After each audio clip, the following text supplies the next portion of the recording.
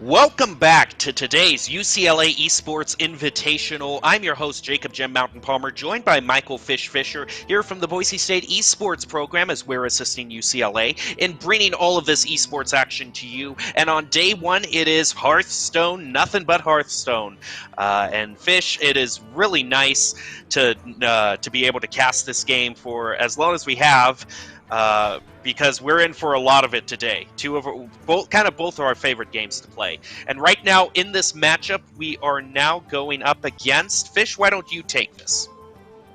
Yeah, it is UCLA versus Concordia University, and taking a look at the deck list, something that popped out to me right away from both teams is, I'm not going to say I recommend it, but I'm definitely a fan of it. Neither school is bringing Demon Hunter, actually, to this match. I thought Demon Hunter would be 100% pick play, but neither school wanted to bring it, so I'm very curious to see what the ban's going to be, because I would thought Demon Hunter would be in every deck. Shout out to these schools for being creative. I don't know if it's the best strategy to win, but shout out for you guys to having at least 4 decks that aren't Demon Hunter that you can bring. Yeah, as you were talking there, Fish, the reason I tossed it over to you is I am just putting together all of the lineups right now in the spreadsheet to see all the matchups, and really interesting lineups that we are bringing. For UCLA, they are bringing Egg Warrior, which has kind of been an up-and-coming deck. We're also seeing Spell Druid, which is really interesting with that Glowfly Swarm turn 5. We're seeing Galacrond Warlock, still a pretty good deck. We're seeing Galacrond Secret Rogue, one of the hardest to pilot decks in the current meta. That's UCLA's lineup. For Concordia University, we are seeing Murloc Paladin, which I want to see that so bad. We're also seeing Spell Mage, the Reno Spell Mage. We're seeing Big Druid with the Dragon Package. And then we're also seeing Galacrond Secret Rogue as well. So both teams bringing the very powerful yet hard to pilot deck. Yeah, I'll be very curious to see what the ban's going to be. I would just assume it's Galacron Secret Rogue, but there is always sort of that mind game of, we'll let you have what many consider one of the stronger decks in the meta, because as you've talked about, it's super hard to pilot. So I'll be curious to see what the ban is. I wouldn't surprise me if UCLA gets their Egg Warrior banned away. As you mentioned, it is an up-and-coming deck. It is a very strong deck. It can punish the more control list that we are seeing Concordia bring there with the Mage and the Ramp Druid there. So I'll be curious to see what the schools want to ban away and really how they want to handle that, because I think that's going to be the first telling sign. I think you've got to ban some aggro deck away here if you are Concordia with your Mage and your Druid both being more control-y, but there's not many aggro decks on the side of UCLA, so it is going to be an interesting pick here for how we're going to see the bans take place. Now, as we're thinking about picks and bans taking place and everyone looking right now at percentages, 52%, 54%, it leads us into an interesting question as we look at decks and their overall win rates. We talk about decks that are really aggressive right now, like Demon Hunter, but Murloc Paladin is also doing pretty good at an overall 57% win rate. When we talk about win rates, Fish, what do you think is a healthy win rate for like a top tier deck? And at what point does the win rate for you get too high that we need to consider some nerfs? I think 57% is about in the sweet spot there. I think anything below 60 is fine, as long as it really depends on how the win weight is sort of weighted. Because for Demon Hunter, when it first came out, the win rate really tanked because everyone was playing it. There was a lot of 50-50 matchups that hurt it because it can only win 50% of the time against itself. So if a deck's got, a 60% win rate, but its worst matchup is itself, then it needs a nerf. But like Murloc Paladin, it's at 57%. It's not that popular to where it's being hurt by playing itself a bunch. So I'd say 57%, usually the sweet spot. Of course, some outliers there. If it's really the only deck being played and it's playing itself so much, it brings its win rate down. But yeah, I'd say about anything below 60 is fine. Once you get north of 60, like we've seen, Odd Paladin, Galakron, Shaman, go back as far as you want. You could name a deck, Pirate Warrior. Yeah. I think once you get above 60%, you really start to think about nerfs. But there also then that brings up the challenge is if you can make a deck to counter that deck, then that deck completely just evaporates because everyone's going to play it. So there is this sort of give and take, because I think it needs to be 60% for 3 weeks, for a month. And I know players hate to hear that. I know players say, well, I don't want to deal with this oppressive deck for a month. But you need to give time for people to find counters, because a deck could be powerful just because we haven't found the right counter to it. You find the counter, and we've seen time and time again, these decks just evaporate because someone said, well here's the easy counter, and then a deck just ceases to exist. So 60% for a month, that's when the red flags start to raise in Fish's eyes. Well, we can see right here the conquest rules that are going to apply to this UCLA Sports Invitational. Each team brings 4 decks, and each team bans 1 deck for their opponent they do not want to play against. Any deck that wins a game cannot be selected again, and the winning player must move on to a different deck. The losing player must switch decks as well. So basically, you got to win once with all of the 3 decks that you bring before the other team does it. In a way, it's kind of a best 3 out of 5. Yeah, I do think the one thing, Gem Mountain, I don't believe the loser has to switch. The loser can switch, but I don't think he's forced to switch. I think the loser's allowed to do whatever he wants. It says may. Okay, yeah, I thought maybe I heard must. But yeah, loser can switch if he wants to, doesn't have to switch if he doesn't want to. So loser really can do whatever he wants. But I think that, and that's one of the one things that you watch time to time, Jim Mountain. And so why don't you walk us through? I know you've been in some of these tournaments. How do you handle when you lose? Do you run back the same deck, or do you switch it up? How do you handle that? Because I think that's a very important strategy for the team that loses sometimes. Well, you can think of it this way. Sometimes you got to strategically lose some matchups in order to get the matchup that you want. Say you bring in a deck and the matchups against the other team's 3 decks are 34%, 42%, and 57%. And that one deck that you brought that has those matchups, that's really that's the worst possible performing deck. So if you got to think of it long term of you needing to win, you need to get through with that deck no matter what. And more importantly, you need to guarantee, say, that 57% matchup, because that's the one matchup where you'll get that deck through. So you'll probably queue with that deck first, knowing that even if you lose the first 2 rounds, you need to get that very specific matchup in order to win it. And then once you've gotten that poor deck through, you can get your better decks through because the win rates will already be higher for that as well. So it is sometimes a matter of just being able to strategically say, okay, we're probably going to lose this match, but overall, this sets us up for really good engagements in the future. It's almost like in Overwatch, sometimes you lose some engagements, or you go into engagements knowing that you most likely won't win, but it's kind of like bleeding those ultimates out of the other team so that the next match, you have all your ultimates and you can win that at the strategic time. Yeah, I mean, I do like that. I will always say, it is a bit risky. It is a bit risky to, say, all right, we're going to lose the first 2 games. We're going to give our opponent match point, but we have a lot of confidence in a 57% win rate because, most Hearthstone matches aren't much higher than a 60-40, even on the crazy end. So I don't, I understand under you're saying, Jim Mountain, it makes sense. To me, it's a bit scary, though. We did get word both players have banned the Druid away. I can understand that from the side of Concordia, the Spell Druid. I think we can really call it Token Druid, Gem Mountain. That's what it is. It's Token Druid with spells. Yeah. Once again, you see the Savage Roar, Gift of the Wild, the Forest Aid, all of that stuff. Very shocked that UCLA targeted the Ramp Druid that the Concordia wanted to bring. I would have thought Murloc Paladin or Galakron Secret Rogue would have been the ban, but I'm very surprised that they took away that Ramp Druid. Yeah, both Druids biting the dust, that definitely changes up the matchups a good deal as I'm updating my spreadsheet. What I'm looking at right now is to answer your question, Fish. I know it seems kind of risky in that, okay, we're putting it all on this 57% matchup, but think about what happens if the worst case scenario goes through. Think, okay, we're going to queue these other decks, thinking that we're going to win with them, and then we can give our lowest performing deck all the chances it can to get through. But then what happens if you lose the match against that one deck you needed to go up against? Then all of a sudden you're left with 34 and 42% win rates that you're most likely not going to get through. So it is a mind game as well. The other team might be saying, okay, are they trying that strategy where they're going to queue their worst deck first, trying to get that key matchup, or are they going to do, and in response to that, what do we play? So it really is kind of a mind game that goes forward in trying to predict what the other team does, what you should do, and that can really be what separates competitive Hearthstone from just trying to level up on ladder.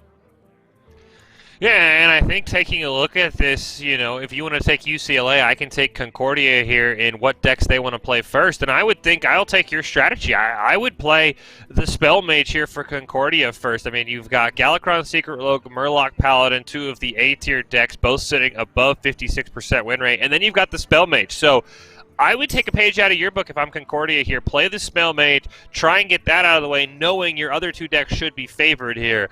That's what I would think. So for UCLA, I know you've got all the stats and the numbers in front of you here. What would you play first if you're the Bruins? All right, so let's take a look at these matchups here. We've got Galakron Warlock. That has a 51 against the Murloc Paladin, a 47 against the Highlander Mage. And against the Secret Rogue, about a 50. So Galakron Warlock is pretty even across all of the tiers. It's around a 50%. We go over to Egg Warrior, and that has a 47 against Galakron Secret Rogue, a 55 against Murloc Paladin, and a 45 against Highlander Mage. So Egg Warrior, kind of a little bit more varied in its win rates. And then if we look at the last one they have, which is the Egg Warrior, against Galakron Secret Rogue, that's 47%. Murloc, excuse me, no, I already looked at the Egg Warrior. What am I looking at again? Warlock, the Egg Warrior, and the Rogue. Yes, okay, Galakron Secret Rogue. Yes, thank you. Against the Murloc Paladin and Highlander Mage, that's 46 and 55. So really, this is kind of a hard one to gauge because all of the matchups at their worst are about 45, and all of them are at their best are about 55. I guess you could say that the most stable deck that they have is the Galakron Warlock, because that is 50% basically across the board. So you could really choose between going against the Galakron Secret Rogue or the Egg Warrior if you want to queue that first, trying to get that 55% win rate, because they're pretty similar in that aspect. Yeah, they are pretty similar in that, and I am looking, both players bringing the Galakron Secret Rogue, but there is a bit of a difference here. It looks like Concordia's opted for the double UCLA's opted for the double Shadow Step. Concordia has not brought any of those, so I'll be curious to see how UCLA wants to use those Shadow Steps, what they're aiming to play them on that Concordia does not have. Maybe something like a Kronk, something like a Togwaggle, something maybe even just Yeah, like a Shield of Galakron to get those, invokes, or a Pharaoh Cat to get more Reborns in your hand. I really want to see how the Shadow Steps play a role if we do see that mirror matchup, because there are a couple of slight, tech cards put in by the side of UCLA that Concordia has opted not to bring. Now, I just got to say this right here. I can see why UCLA banned the Druid, because looking at their Egg Warrior deck, that has the lowest win rate of all the decks right now. Only a 25% win rate against Big Druid, which that is something you never want to see if you're going up against. So I know people would say, oh, I got a 1 in 4 chance of winning, but really when it gets that low in Hearthstone, it's almost a guaranteed loss. Yeah, it is almost a guaranteed loss, and I do think that Egg Warrior is a deck that really is thriving off of the Spellbreaker Hall of Fame, a card that I don't think many people suspected Blizzard was going to Hall of Fame. The 4-mana 4/3 neutral silence, leaving only the Ironbark Owl, the 3-mana 2/1, who's seen its own fair share of nerfs throughout Hearthstone, as the lone neutral silence. I think that's really where Egg Warrior has thrived, because of course we've talked about it. It's got the Terran Gorefiend that has the Death Rattle. It's got the Serpent Eggs. It's got the Frothing Berserker, the classic sort of combo for Warriors. So I do think this is a product of some of the Hall of Fames that we saw, and allowing less neutral silences to be rampant in the meta. Owl is just such a bad card in terms of stats. It's 3-mana 2/1. It's just really awful in all senses. So I'm very shocked that Spellbreaker got taken away, but I will say it has allowed these decks that are maybe a little more unique using Terran Gorefiend to sort of rise up to the prominence. Yeah, Spellbreaker was one of those cards where you were just happy to run it as just a 4-mana 4/3 because the stat line was just so solid, and it was usually worth running because you could find some way to use it in a matchup. There's going to be at least some point where there's a card that you would rather have silence, and you can put a good statted body. So with that gone, you really do have to sacrifice something with the stat line, with the Iron Beak Arrow, to want to run it. Yeah, I haven't seen a single deck really bring Iron Beak out, and it really begs the question: should Blizzard add another high-statted silence? I mean, do we maybe make it like a 7 or an 8 mana so it's not as oppressive, or are you okay with there being basically no silences in the meta right now? You can make it maybe like a 7-mana 4/5 or something, like something that is deliberately understated, but it has a really good effect to it. Make it something like the Aeon Reaver, that's in Priest right now. It's a 6-mana 4/4, obviously understated, but it basically gets rid of one of the minions on your opponent's side of the board, and that's a good enough effect that you can run it. So if they could find a way to balance a high cost with low stats, but the silence effect is still worth it, then yeah, I think they could introduce a higher statted silence minion.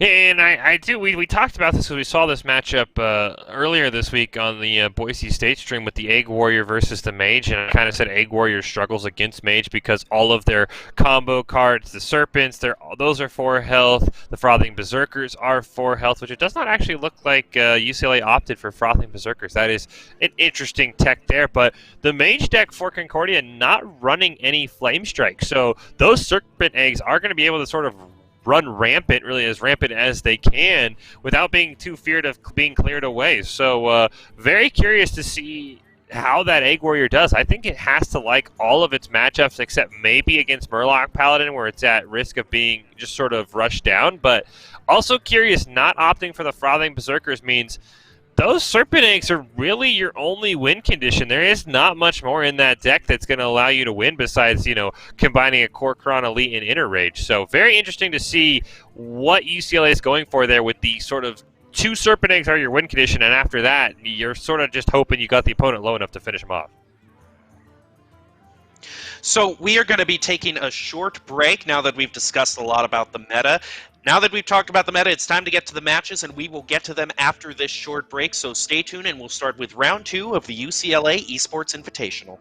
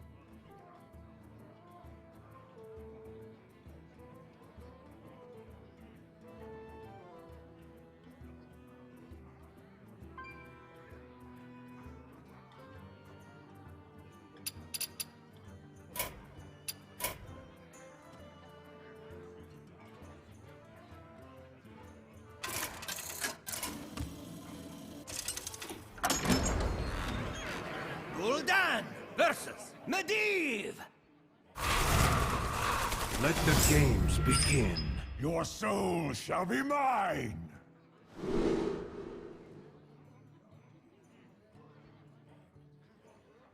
Day one of the UCLA Esports Invitational. We are going to get into the match right now, UCLA versus Concordia. And this match, it looks like we are going to be using the Galakron Warlock against the Spell Mage Fish, so this should be pretty interesting. Yeah, this definitely should be pretty interesting here. It's definitely going to be a very control-heavy game. I think it could come down to what demons the Warlock is able to hit off of his Galakron, and it is nice to see that in hand, not having to use the Kronks to draw it, being able to just use that extra effect once you are Galakron. So I definitely think UCLA has to like the opener here, because even though it's super slow, Spell Mage isn't going to kill you, for several turns. You don't have to worry about having such a slow hand.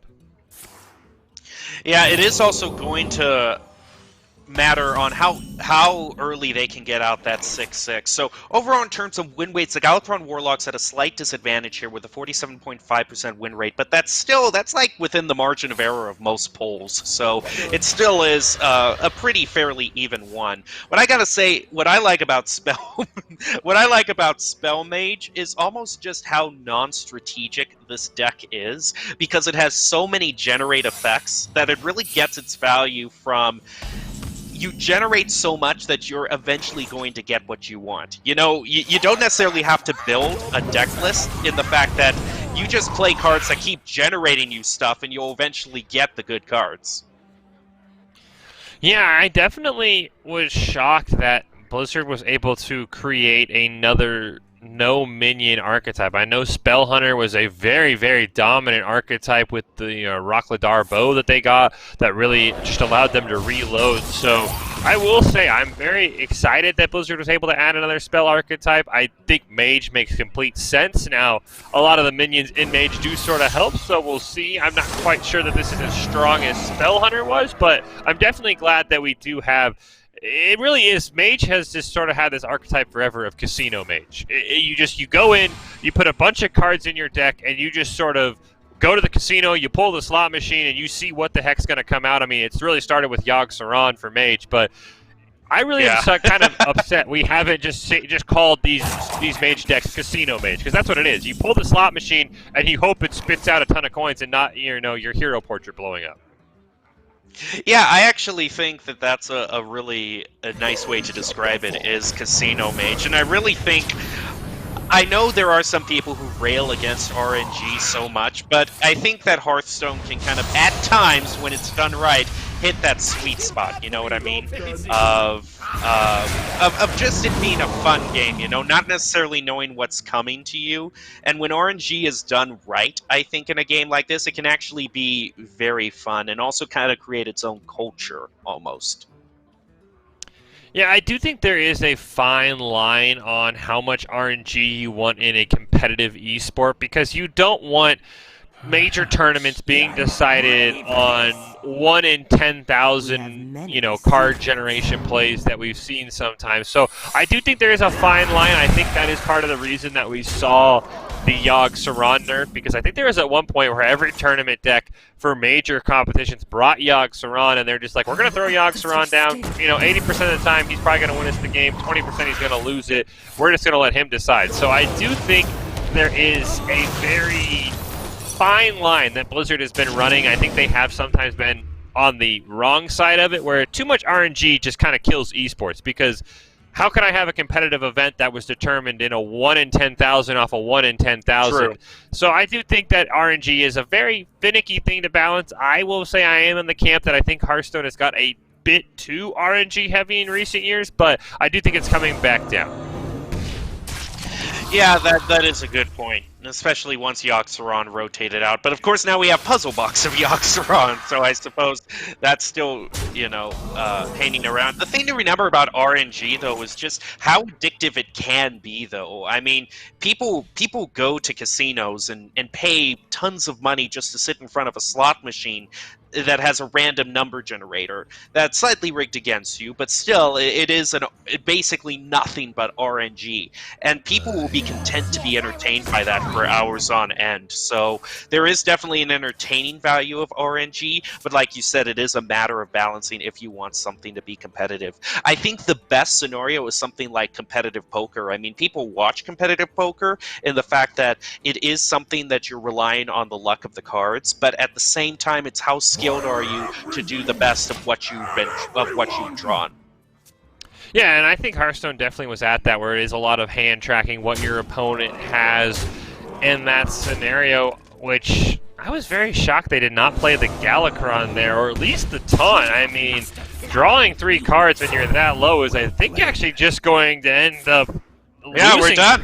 I mean, they hovered the Taunt minion and then they didn't play it. I mean, I don't know what they were hoping to draw, but I mean, like you said, it's Casino Mage. I mean, you had a Yeti off of a Secret, you had the 3/4 off of the Apexis Blast. So I mean, that is just Casino Mage. You just pull the trigger, you pull the slot machine, you hope it works, and it definitely worked out there. And I think for Concordia, that's fantastic, because I thought that was their weakest deck. I mean, that was not the deck I thought was the strongest. They have Secret Galakon Rogue and Murloc Paladin left, so UCLA maybe being a little too overconfident that the slot machine was rigged in their favor, and it wasn't.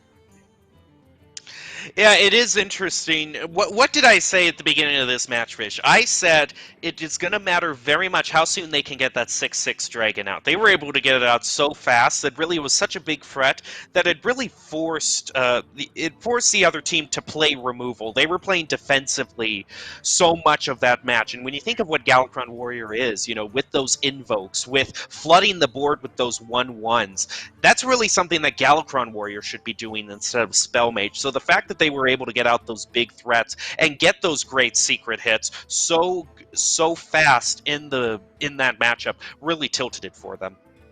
Yeah, good job by Concordia taking that first match over UCLA. And I do have to think, I think that UCLA maybe played, they also really played poorly around the Secret, because they invoked for their card to buff it to a 5/1, and then they used the Secret when they went for the board clear that actually summoned another minion to prevent them from clearing the board. So that is the tricky thing with Secrets, is sometimes you have, I mean, the key in Hearthstone is draw first. I mean, that's always what people say. If you have a card that draws and you're going to play it first, because you might draw something better. But you also need to play around Secrets very early in your turn, because as we saw, UCLA went for the board clear and then ended up putting another minion back on the board for Concordia. So Secrets are almost the second in the priority. You've got to draw first, and if you're not going to draw, you've got to play around the Secret next, because that Secret really flipped the game, because instead of having a clear board and a 5/1, you had to then deal with another minion, and oh, by the way, your 5/1 just dies to the ping from the mage. You really can't underestimate Secrets and the power that they can have. I remember one match when I was on the Boise State Hearthstone team that really lost it for us. Is we were playing against Secret Hunter, and this Secret Hunter had about 3 secrets on, so not a full Christmas tree, maybe a sapling, but it can grow into a big problem. And we played Zephyrus, and of course, since there were 3 secrets on the board, he gives us Flare. And so I originally said we should do Flare, but we eventually as a team decided, well, we can play around those secrets, so we'll just ignore Flare. We lost those games because the secrets just became overwhelming, and our coach afterwards saying, it's Secret Hunter, play Flare, their secrets are removed, GG. You know what I mean? So exactly. You really can't, the moment that you underestimate Secrets can be when you start losing some games.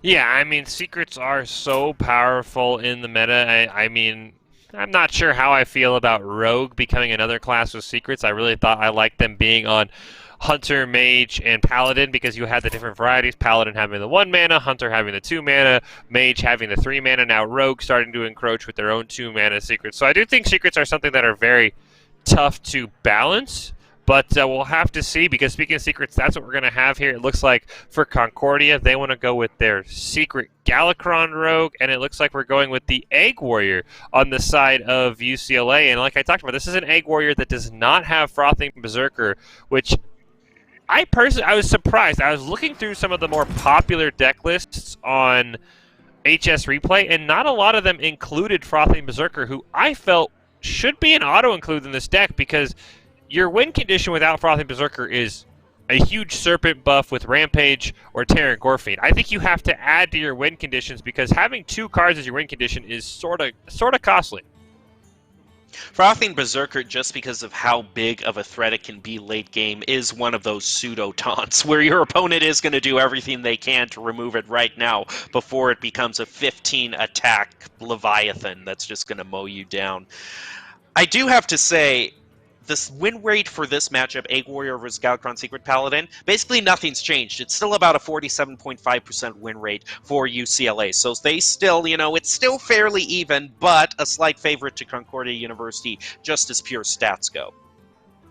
Yeah, and Egg Warrior definitely is sort of in a funky spot. I don't quite see its place in the meta. Looking at the stats, there's only 3 cards that when you play them actually give you a better than 50% win rate, which is kind of ironic. They don't really have great finishers. It's not even Terran Gorfine. Terran Gorfine is actually one of the lowest played win rate cards in the deck, which I thought was sort of shocking. So I think that maybe Egg Warrior might be fine-tuned here in the coming days because the 2 best cards in the deck are Rampage and the Bloodsworn Mercenary, which we saw that combination the other day of Rampaging a Frothing Berserker, Bloodsworn Mercenarying a Frothing Berserker as well to create 2 of them and end up winning the game against Boise State. So I definitely think that Terran Gorfine might eventually phase out of this deck. He seems a bit too slow, even with the lack of silences. So I'll be curious to see the future adaptations of Egg Warrior because I definitely think it's in a very, very unrefined spot right now. It sort of reminds me of the situation that you have with Big Druid in that if you want to win, draw Strength in Numbers, Breath of Dreams, and Overgrowth. I mean, those are the 3 cards, just hard mulligan for them. Or even better, Saviors of Old Doom, Murloc Paladin. Draw your prismatic lens so that you can get the 9 mana card reduced and summon all your Murlocs. And that's really what kind of decides the game, is if you're able to get that.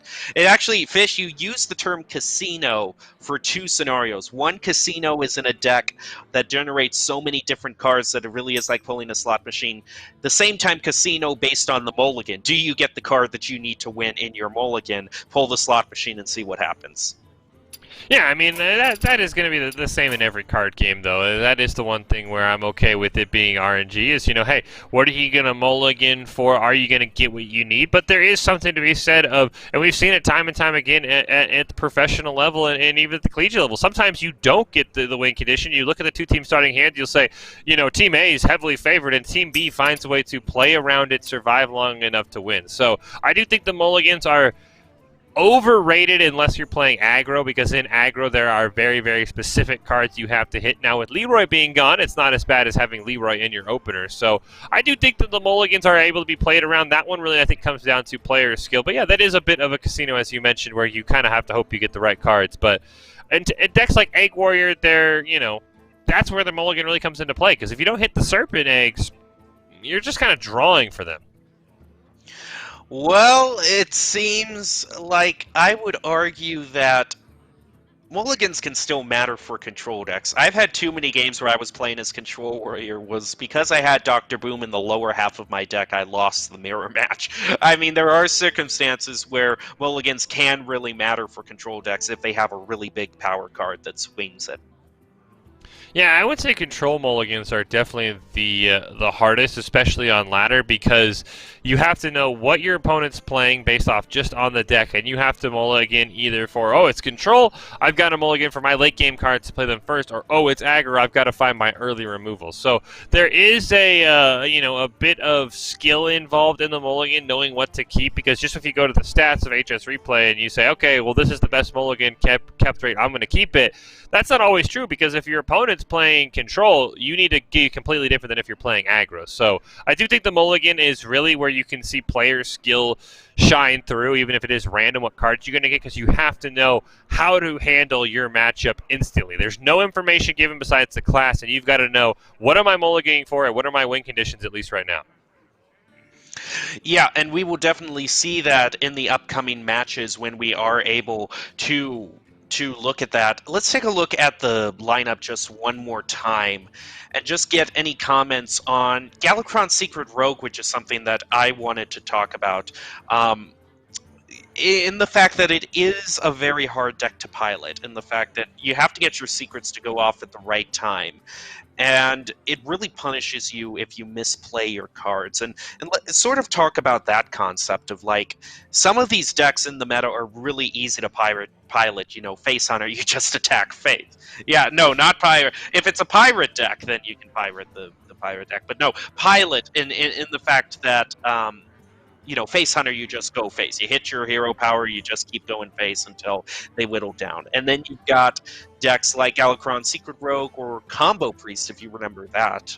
Just really hard decks to get a mastery of.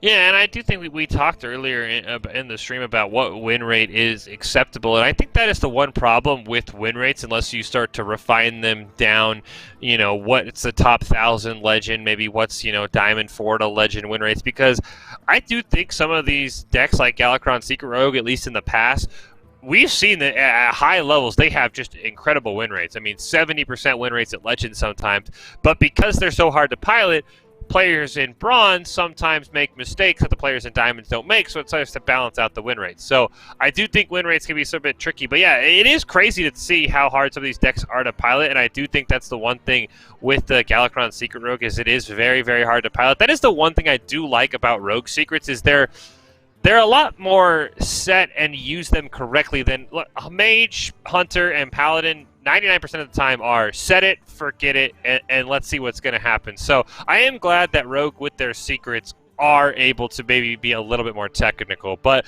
before we see that, we are having a couple of issues with the players disconnecting in the match. So we are going to take a break. It is Concordia leading this series 1-0, having a win with their spellmate. But we will be right back for the rest of the Concordia and UCLA matchup when we are able to.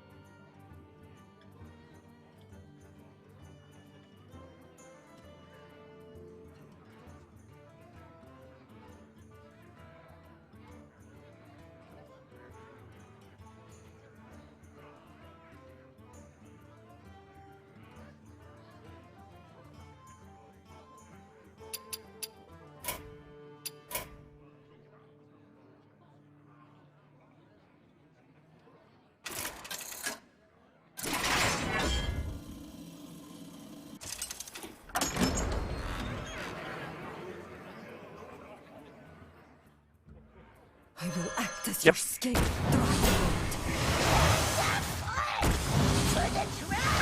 Welcome back to the UCLA Esports Invitational Day 1 with Hearthstone. We are currently in the middle of a match between Galakrond's Secret Rogue and Egg Warrior, it looks like. And Fish, looks like the Galakrond Secret Rogue has turned a pretty hefty corner in being able to access Galakrond. The problem for them is they're at very low health. Yeah, the problem for them is they are at low health. Now, they do have the Kronks in hand, so they will be able to have that additional board clear or something between the two, or to play next turn, excuse me. I do think, we did join this mid-match. I'm curious what the Serpent situation is for the side of Concordia, where they are on Serpent Eggs, if they've thrown down Terran Gorfane, because if they're out of those, they aren't going to have much more damage left in hand. And I really think, as crazy as it sounds, there's not a lot of direct damage in the Warrior deck. I think there is a couple of Bomb Wranglers, but it's not going to matter, actually. They're going to have the Rampage. I was going to say, I thought Galakrond's Secret Rogue, I was about to go on this whole spiel about why Galakrond's Secret Rogue was in a great position. They had 2 Titanic lackeys. They were going to definitely dominate. And then they died of the Rampage combo, so I'll just save that for another day as... looks like UCLA won that one. UCLA was the one running the Egg Warriors, so they won that one and tied it up. No, that's. I was ready. I had my whole spiel about how they're going to be like, oh, Concordia's got this. They've got 2, Titanic lackeys, and then they just died. So, we'll save that spiel for the next game, I guess. Yeah, UCLA has no damage for hand. They play a charge, buff it with 3/3/7, they end the game. So that's just so perfect. I love the timing on that. So if we look at what is left for Concordia, they still haven't played their Murloc Paladin and Galakrond Secret Rogue, and UCLA still has to get their Galakrond Warlock and their Galakrond Secret Rogue through as well. So we're going to be seeing a lot more Rogue in this match.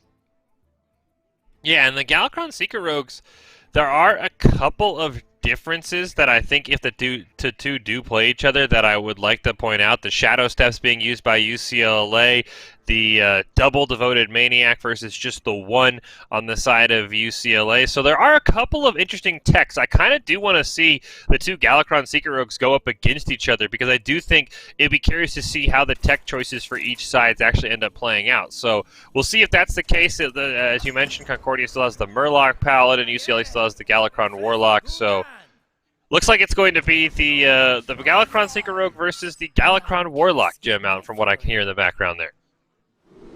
Yeah, Galakrond Warlock is what's going to be brought out by UCLA, so it seems like we will still be going... I don't know from whose position we will be seeing this from, but that is the lineup that we have. What we were talking about before the break with Galakrond Secret Rogue is just how hard it can be to pilot. We were talking in general of those decks that are hard to pilot. I wanted to ask you, what in your guess would probably has been the hardest deck to pilot in Hearthstone history? Well, the hardest deck that's actually good, Jim Mountain, or the hardest deck in the history? Deck that's been good. Because I was going to say, I think Mill Rogue was one of the hardest decks to pilot, but it was never really great. I would have to say it was definitely a toss-up between OTK Highlander Priest back in the day with Death Knight Anduin, and then the flip-flop Priest with the Boar. I can't remember the name of that card. Yes, that's what I was going to say, too. Topsy-Turvy Priest, where you had to Topsy-Turvy put all Priest, the spells... You had to put all the spells on the test subject and play it just right that you'd have them when you needed them to just do an OTK. Yeah, I would say that, and I really do think OTK Highlander Priest, which eventually got nerfed with the 0-mana hero power, that one was something that I definitely think took a lot of skill, especially planning out your combo. And I think recently, Quest Druid with Malyghost, the OTK Quest Druid deck actually took a decent amount of skill because it was, how much damage do I need to save? Can I afford to use this swipe? Can I afford to use this Moonfire? How do I play Elise to make sure I duplicate the right spells? So I think any sort of OTK deck always has a little bit of piloting risk in it, but I have to say Topsy-Turvy Priest, I don't really count it though, Jim Mountain, because I was a mobile player, and yeah, I'm not going to try that. No way in heck am I trying to play Topsy Turvy Priest on mobile. So I will say, that never really crossed my mind because I wasn't trying to mess with that. Yeah, now the weird thing is I'm hearing gameplay in the background right now. I'm hearing a lot of rogue stuff going on. I'm hearing the Devoted Maniac being played. There we go. So it looks like the rogue already is starting to get the secret trait. Yeah. We can see the not the best level up. Sometimes can get a pretty good 4-cost minion going with that. But overall, it looks like the rogue has a bit of the tempo right now, and with the secret as well. Yeah, it's going to be Bamboozle. That's not awful. Not bad. That's a mid-roll.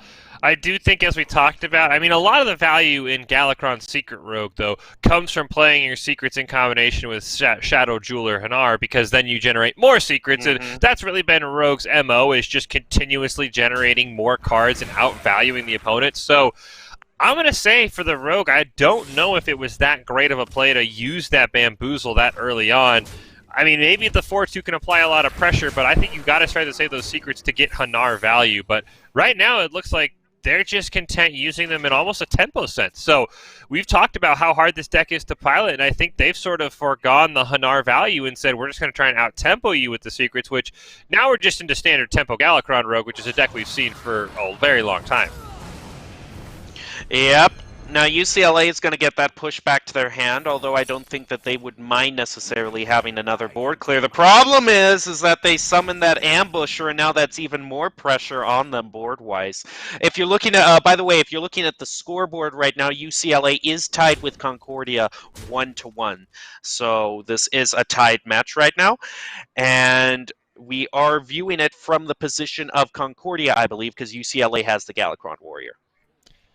Yeah, and now pushing that back to the hand there, it will mean it's playable again, and it would obviously clear the board. So I was trying to just think the best way. The Faceless Corruptor isn't the worst strategy there. I would have also minded the Reborn Stealth minion because it would obviously have come back to life. But yeah, this is a tricky turn for UCLA because you can't just throw down the same card again because it's going to leave those two Corruptors at 4/1s, a card that also maybe needed a nerf earlier on a couple expansions ago. But yeah, Galakron Warlock definitely not in the best of places right now because, like I said, this Rogue side for Concordia, they said we don't care about the secrets. We're just going to play this full tempo, and that is where Rogue shines, is when they can play tempo. Right now, UCLA, I wonder how many times they've invoked. Well, that's one more time that they're going to invoke because they're waiting for that power turn where they can throw the Galakron down and just get a complete big board. You also got to watch out for how many Plague of Flames they use because that's going to be one of their key get-out-of-jail-free cards in terms of clearing the board. Yeah, and I will say I think Rogue... I brought this up a lot, and I think I'll continue to bring it up. Rogue, one of the decks maybe the most hurt by Leroy being gone because that was the sort of Rogue's final finisher there because you're looking at the hand, and this is just something that I play Hearthstone completely different than you, Jim Mountain, but I'm always looking for lethal. Even right now, how much damage do I have in my hand? How much damage can I do? Because I always think that when you put pressure on the opponent, even if you can get them to 1, it can force them to make mistakes because they're saying, oh, I'm only at 1 HP. How do I stop this? So I am always a fan of going hyper aggro here. So I'm looking at the hand. They have the extra attack from the rush. They could eviscerate for another 4 damage. They also have the Invoke Galakron here. I wouldn't hate just the Rogue saying we're going to push face and see if the Galakron or Warlock can stabilize quick enough. They're going to place the Wasteland Assassin just as a pure tempo play. And yeah, it really is. I do tend to look at lethal a lot with classes like Rogue, which has the Eviscerate, and counting that up. Because with a class like Rogue, you definitely have to be doing that. Sometimes I'll pay more attention to the immediate state of the board and how wisely I'm spending my mana if I'm playing more of a Highlander and it's turn 3 or something like that. They're going to go with their Crazed Netherwing. That's going to be a good board clear. Unfortunately, that 4/1 is Stealth, which are pretty... There are a good number of stealth minions, especially the new 3/1, which are really a pain to deal with. Yeah, the stealth I think is an interesting mechanic. I'm not really sure how I feel about it. I mean, I know Blizzard's done a really good job of trying to avoid putting too many very strong stealth cards in the game, but I do like that Rogue sort of has that class fantasy of having these stealth minions in their hand, or on the board that are kind of hard to remove. I know we've seen Galakron stealth rogue as well, so I kind of do like stealth. It isn't a funky place. I know we've had to nerf some cards because of some weird interactions, but I do like stealth overall. I think that I am a big fan of each class sort of having their one identity, and I am very sad that stealth hasn't got much support, but I also understand from like other games like League of Legends, stealth can be so toxic and so hard to balance, and I can see why Blizzard hasn't been able to deal with that. Oh, Fish, you don't know how right you are. Any player who's played Legends of Runeterra versus Ionia just knows how fun and interactive stealth-like mechanics can be. Oh my goodness, Yeah. you just triggered so many flashbacks to playing against evasive Ionia in Legends of Runeterra. It's such a true statement. You don't want to go overboard on those stealth-like effects. Yeah, I think Blizzard's done a good job of usually stealth minions have lower health pools, so they're more susceptible to being cleared away. And this is something that we've seen plague UCLA. I think it plagued them in the first match where they actually wasted too much time and didn't finish their turn. So I do think UCLA might want to pick up the pace just a bit here, because it does feel like they've sometimes waited just a bit too long, just barely able to get that play off in time. But a huge life steal. You could see. I was wondering why they ran those. I was wondering why they ran those Mogu Artificers when they drew them in the first game that they lost. And that 100% explains why, for those huge lifesteal plays that absolutely, they went from being in lethal range to being in an absolutely fantastic spot. As someone who loved to magnify Ziliax onto big minions, I like their style a lot here. That is an amazing play. I just gotta applaud UCLA for that. That was fun to watch.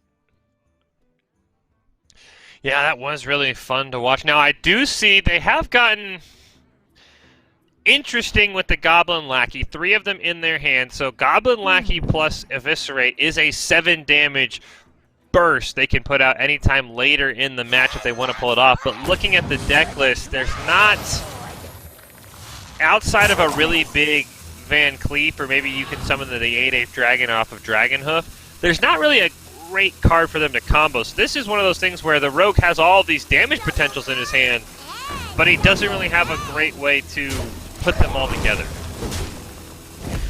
Yeah, now the key thing to watch out is what are they going to get off of that Galakron and how many cards it can draw. Veiled Worship, such a great card drawing. It feels so horrible to watch your opponent draw 3 cards just like that and reload. That's why Skull of Gul'dan was so bad to go up against, because it's one thing if they draw 1 card, pretty bad if they draw 2, 3 you're just feeling horrible.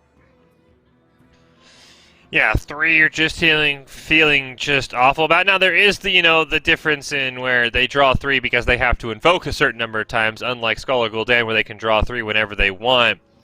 Yeah, and discount on top of that. Exactly. Now, the Galakron's going to get them 4.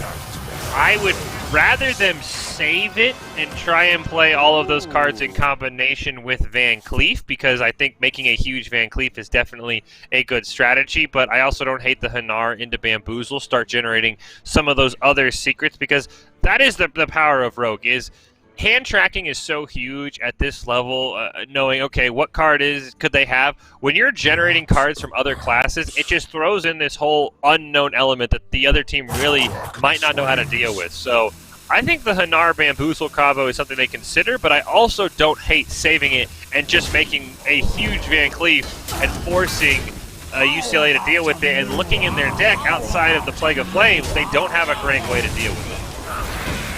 Yeah, Plague of Flames is going to be the ultimate counter to the big Van Cleef that's built up. And I don't think I've seen them play any of that yet, so I would assume that they have at least 1, probably 2 left. Looks like they are going to be saving that for the big Van Cleef in the end. With all the cards drawn from UCLA, though, I would be fairly willing to wager that they have at least one Plague of Flame. Yeah, now the one tricky thing with Plague of Flames is if Boise... Oh, and Dark Skies, too. Concordia. Yeah, as I say, the one problem with Plague of Flames is Concordia does go wide. You know, Plague of Flames only destroys as many minions as you have. Of course, as Galakron Warlock, it's easy to generate a lot of minions, so they shouldn't have to worry about that.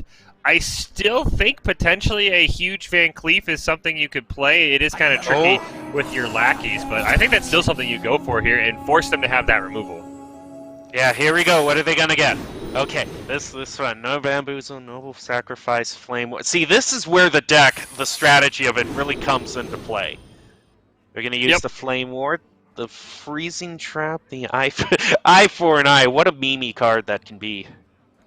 I mean, Eye for an Eye, if you can set yourself up to get your opponent low enough, definitely has its uses, but I would think if they want to go with a big secret turn here, you go Freezing Trap. It's not the greatest, you'll probably just hit an Imp, but if you're trying to generate that Christmas tree, I think Freezing Trap's definitely the way to go, because you could Freezing Trap, you could get another secret if you pick a 2 or less secret, then you can play a Van Cleef and he would be huge. So I would go with the Freezing Trap here. But they're going to go with Eye for an Eye. For the mana value, I assume. But time's ticking right now. They gotta make their decisions. Yeah, I think this is where you've got to play a bit quicker. I do like the Netherwind portal. Now you've got to pick and play Van Cleef and play Edwin. Oh, I think you got to play Edwin. I think you had to play Edwin there. That felt like a misplay for Concordia.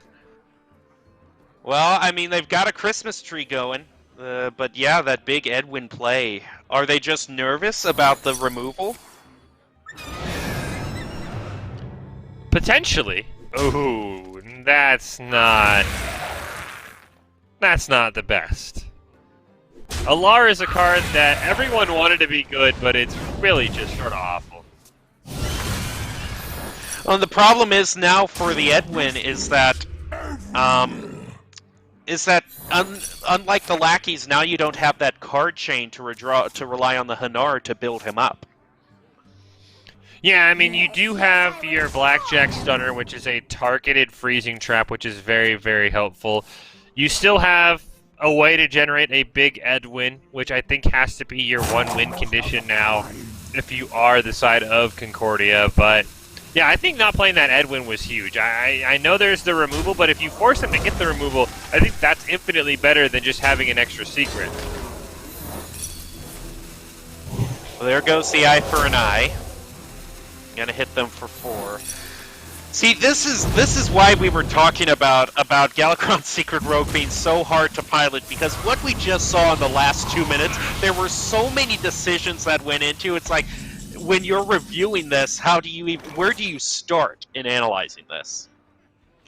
Yeah, I mean, and that really has always been Rogue's MO. They sort of stole it away from Priest as the card generation class that's going to have just infinite cards from different decks that you always have to play around here. Now, I don't hate potentially playing your explosive trap. Now, if you do end the turn, it does sort of give away to your opponent that probably is an explosive trap, so explosive trap's a bit tricky here, but I don't hate ignoring Edwin this turn and trying to set up something with Togwaggle here, at least getting him out on the board and getting his treasure available. And I'm a big fan of saying that I think the best Togwaggle treasure is always to summon 2 legendaries, because it can just change the game so much if you hit the right 2. Ooh. And they got the Starving Buster for you. I don't think they'll have quite what they need there. They don't have any beasts to play to keep drawing cards. They're going to go for the standard draw 3. I don't like that. I just am trying to see what in your deck are you looking to draw for, because you have double Goblin Lackey and an Eviscerate plus a Praise Galakron there, so you have 8 damage that you can put on a board. I would have loved to have seen summon 2 legendaries. Now I guess they are scared of the Flame Tard that we talked about earlier, the Plague of Flames, but I don't understand how drawing's ever going to win you this match if you're the Rogue. You've drawn all of your power cards. speaking of power cards, I have to wonder how much longer it is until Galakron hits for the Warlock. It's going to give them a huge board to work with. And then once you get that new hero power, summon 2/1/1s that's so powerful. Anyone who's played Odd Paladin knows that summoning 2/1/1s every turn with your hero power can quickly spiral out of control. Yeah, I mean, it really is one of, I think it was at the start maybe considered one of the weaker Galakron hero powers compared to some of the other ones, but yeah, as you mentioned, you're just continually building these 1/1s on your board. It's just absolutely annoying to deal with. Rogue, only way Rogue ever can deal with that was Fanonize. That card has been dumped long ago, so yeah, I don't quite know how Concordia is going to find a way out of this one, because like I said, I think this would be perfect time to put down 2 legendaries and force them to deal with it, but instead they can just draw 3 cards that cost nothing. I think probably the biggest swing turn in this match that we saw was the huge lifesteal. You know, quadrupling the damage of the Nether Breath in order to completely, basically heal themselves back up into full health. That was the big play. That now Galakron Warlock has more health. That's interesting. They're going to place the. Okay, yeah, I see what they're doing there. They can use that, and then maybe use the Goblin Lackey again, so that they don't give the advantage to UCLA in the card cost. Yeah, I definitely think that they unfortunately have to burn both their Goblin Lackeys here. Now they do have, once again, they have a potentially big Edwin turn. Looks like they might just go for the draw. I think maybe you play Edwin here. I think you also would praise Galakron just to get that 2 extra additional health, but they'll just play a 10-10 Edwin and try and pressure something down. I think losing that 1 extra mana, though, is pretty big. I don't know why you just didn't play the praise Galakron. Yeah, just put it on the 1/2, and then you've got a 12/12, which is always better than the 10/10 in my mind. So I don't know if there's a next level strategy, a pro gamer move that I'm not seeing here by just going with the lower statted version of Edwin. The biggest thing for them, though, is Plague of Flames, though. That's what they got to be worried about. Yeah, my only guess is they're saving the Praise Galakron as sort of another version of the Goblin Lackey to add damage to find a lethal somewhere in their deck. Unfortunately, the full Galakron going to come down. Not going to hit any bugs. Actually hits double Xavius, which is the new card.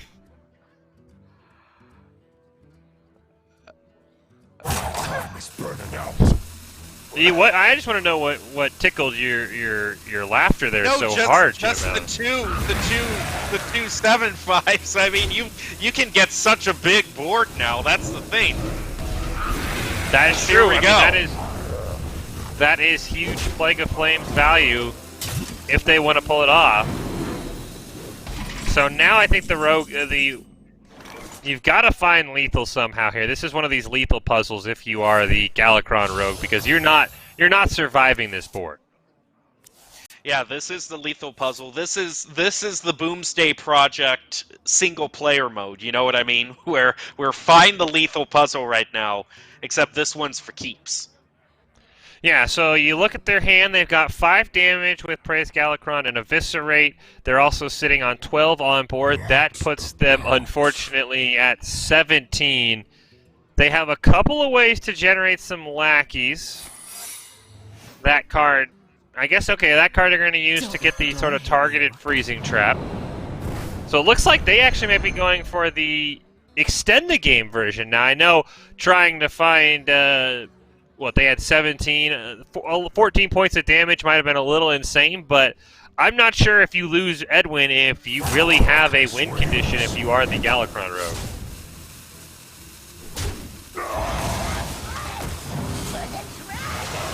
They're doing everything they can to clear the 2 7/5s. They can get more lackeys here. I think the 10/10 is just going face because it's so much damage. And that's what they're going to do. Yeah, they've got to keep Edwin alive. If Edwin dies, their game is done. Now they did misplay there. They actually had 2 mana they could have evolved, as it looked like they were going for with the Witchy Lackey, or at least use their hero power. Well, it looks like by going face to the Warlock. Yep. There we go. It did not matter. It did not matter what they did. Yep. That's game, set, and yeah, that's match. Okay, yeah.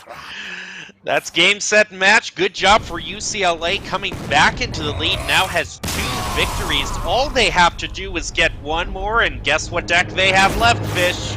Murloc Paladin. We're finally going to see it. Yeah, they do just have the Murloc Paladin level. No, that's Concordia that has the Murloc Paladin left. UCLA being on match point, they have Look, the I want to see Galakron Murloc Rogue. Paladin. I want to see Murloc Paladin so badly. Okay, that's how badly I want to see it. So well, maybe Concordia will swap to it, but yeah, no, it is Galakron Rogue for UCLA, and then Concordia. They could either run it back with their Galakron Rogue, or they could use their Murloc Paladin that you're so excited to see. They have a couple of options at hand. Yeah, they have a lot of options to use. If I am to pull up the win rate that Murloc Paladin has against Galakron Secret Rogue, it's pretty good. It's 53.2, so not the best, but not the worst. It's slightly favored. And then they've also got they've got the mirror matchup with Galakron Secret Rogue. So I would think you just use Murloc Paladin just to get the better matchup here. Yeah, I wouldn't hate the Murloc Paladin and just leave it down to a coin flip and a couple of tech cards in the last match. They haven't had that much success. I do believe they've lost 2 games in a row with their Galakron Secret Rogue. So I will be curious to see what they want to go with there. And it would not shock me if they bring out the Murloc Paladin that you've been rooting so heavily for. Look, I just want to see Murgle McGurgle, okay? That's one of my favorite cards, my favorite new cards. I just love the design, okay? My heart melts for Hearthstone Murlocs, okay? Not normal Murlocs, but like some of the designs for Murlocs in Hearthstone are just, I think, are so clever. And Murgle McGurgle is one of my new favorite cards. I wish I could see more of him in the current meta. Well, I mean, Murloc Paladin does have the highest win rate right now, so you should see a decent amount of him, but it is sort of that Murloc Paladin falls into that trap where it's a really good laddering deck, but it's not always the greatest competitive deck, which is always something interesting to see when you have a deck that dominates on the ladder but doesn't dominate competitively. As you see the Conquest rules that we're going with here for the UCLA Esports Invitational, each team will bring 4 decks. Each team then bans 1 deck away from their opponent. Any deck that wins the game cannot be selected again. The winning player must move on to a different deck and get a win with all 3 of their remaining decks, and the losing players may either stick with the deck they lost with or swap decks. That is entirely up to them. So we do have UCLA here on match point against Concordia. The Bruins going to be forced, if you will, onto their Galakron Secret Rogue, the only deck they have not won with, while Concordia has the Murloc Paladin and their own Galakron Secret Rogue available to them. Well, it's going to really come down to which team gives the secrets more value, because we're going to be seeing Galakron Secret Rogue. We were talking a little bit earlier about just how you can't underestimate secrets, how powerful they can be. I wanted to add, I mean, there's a reason why the phrase "you've activated my trap card" really became ingrained in so many people's minds, because the feeling of doing something in a card game that should give you the advantage, but your opponent was managed to outsmart you, and now it actually works out to their advantage, is something that really sticks mentally with you.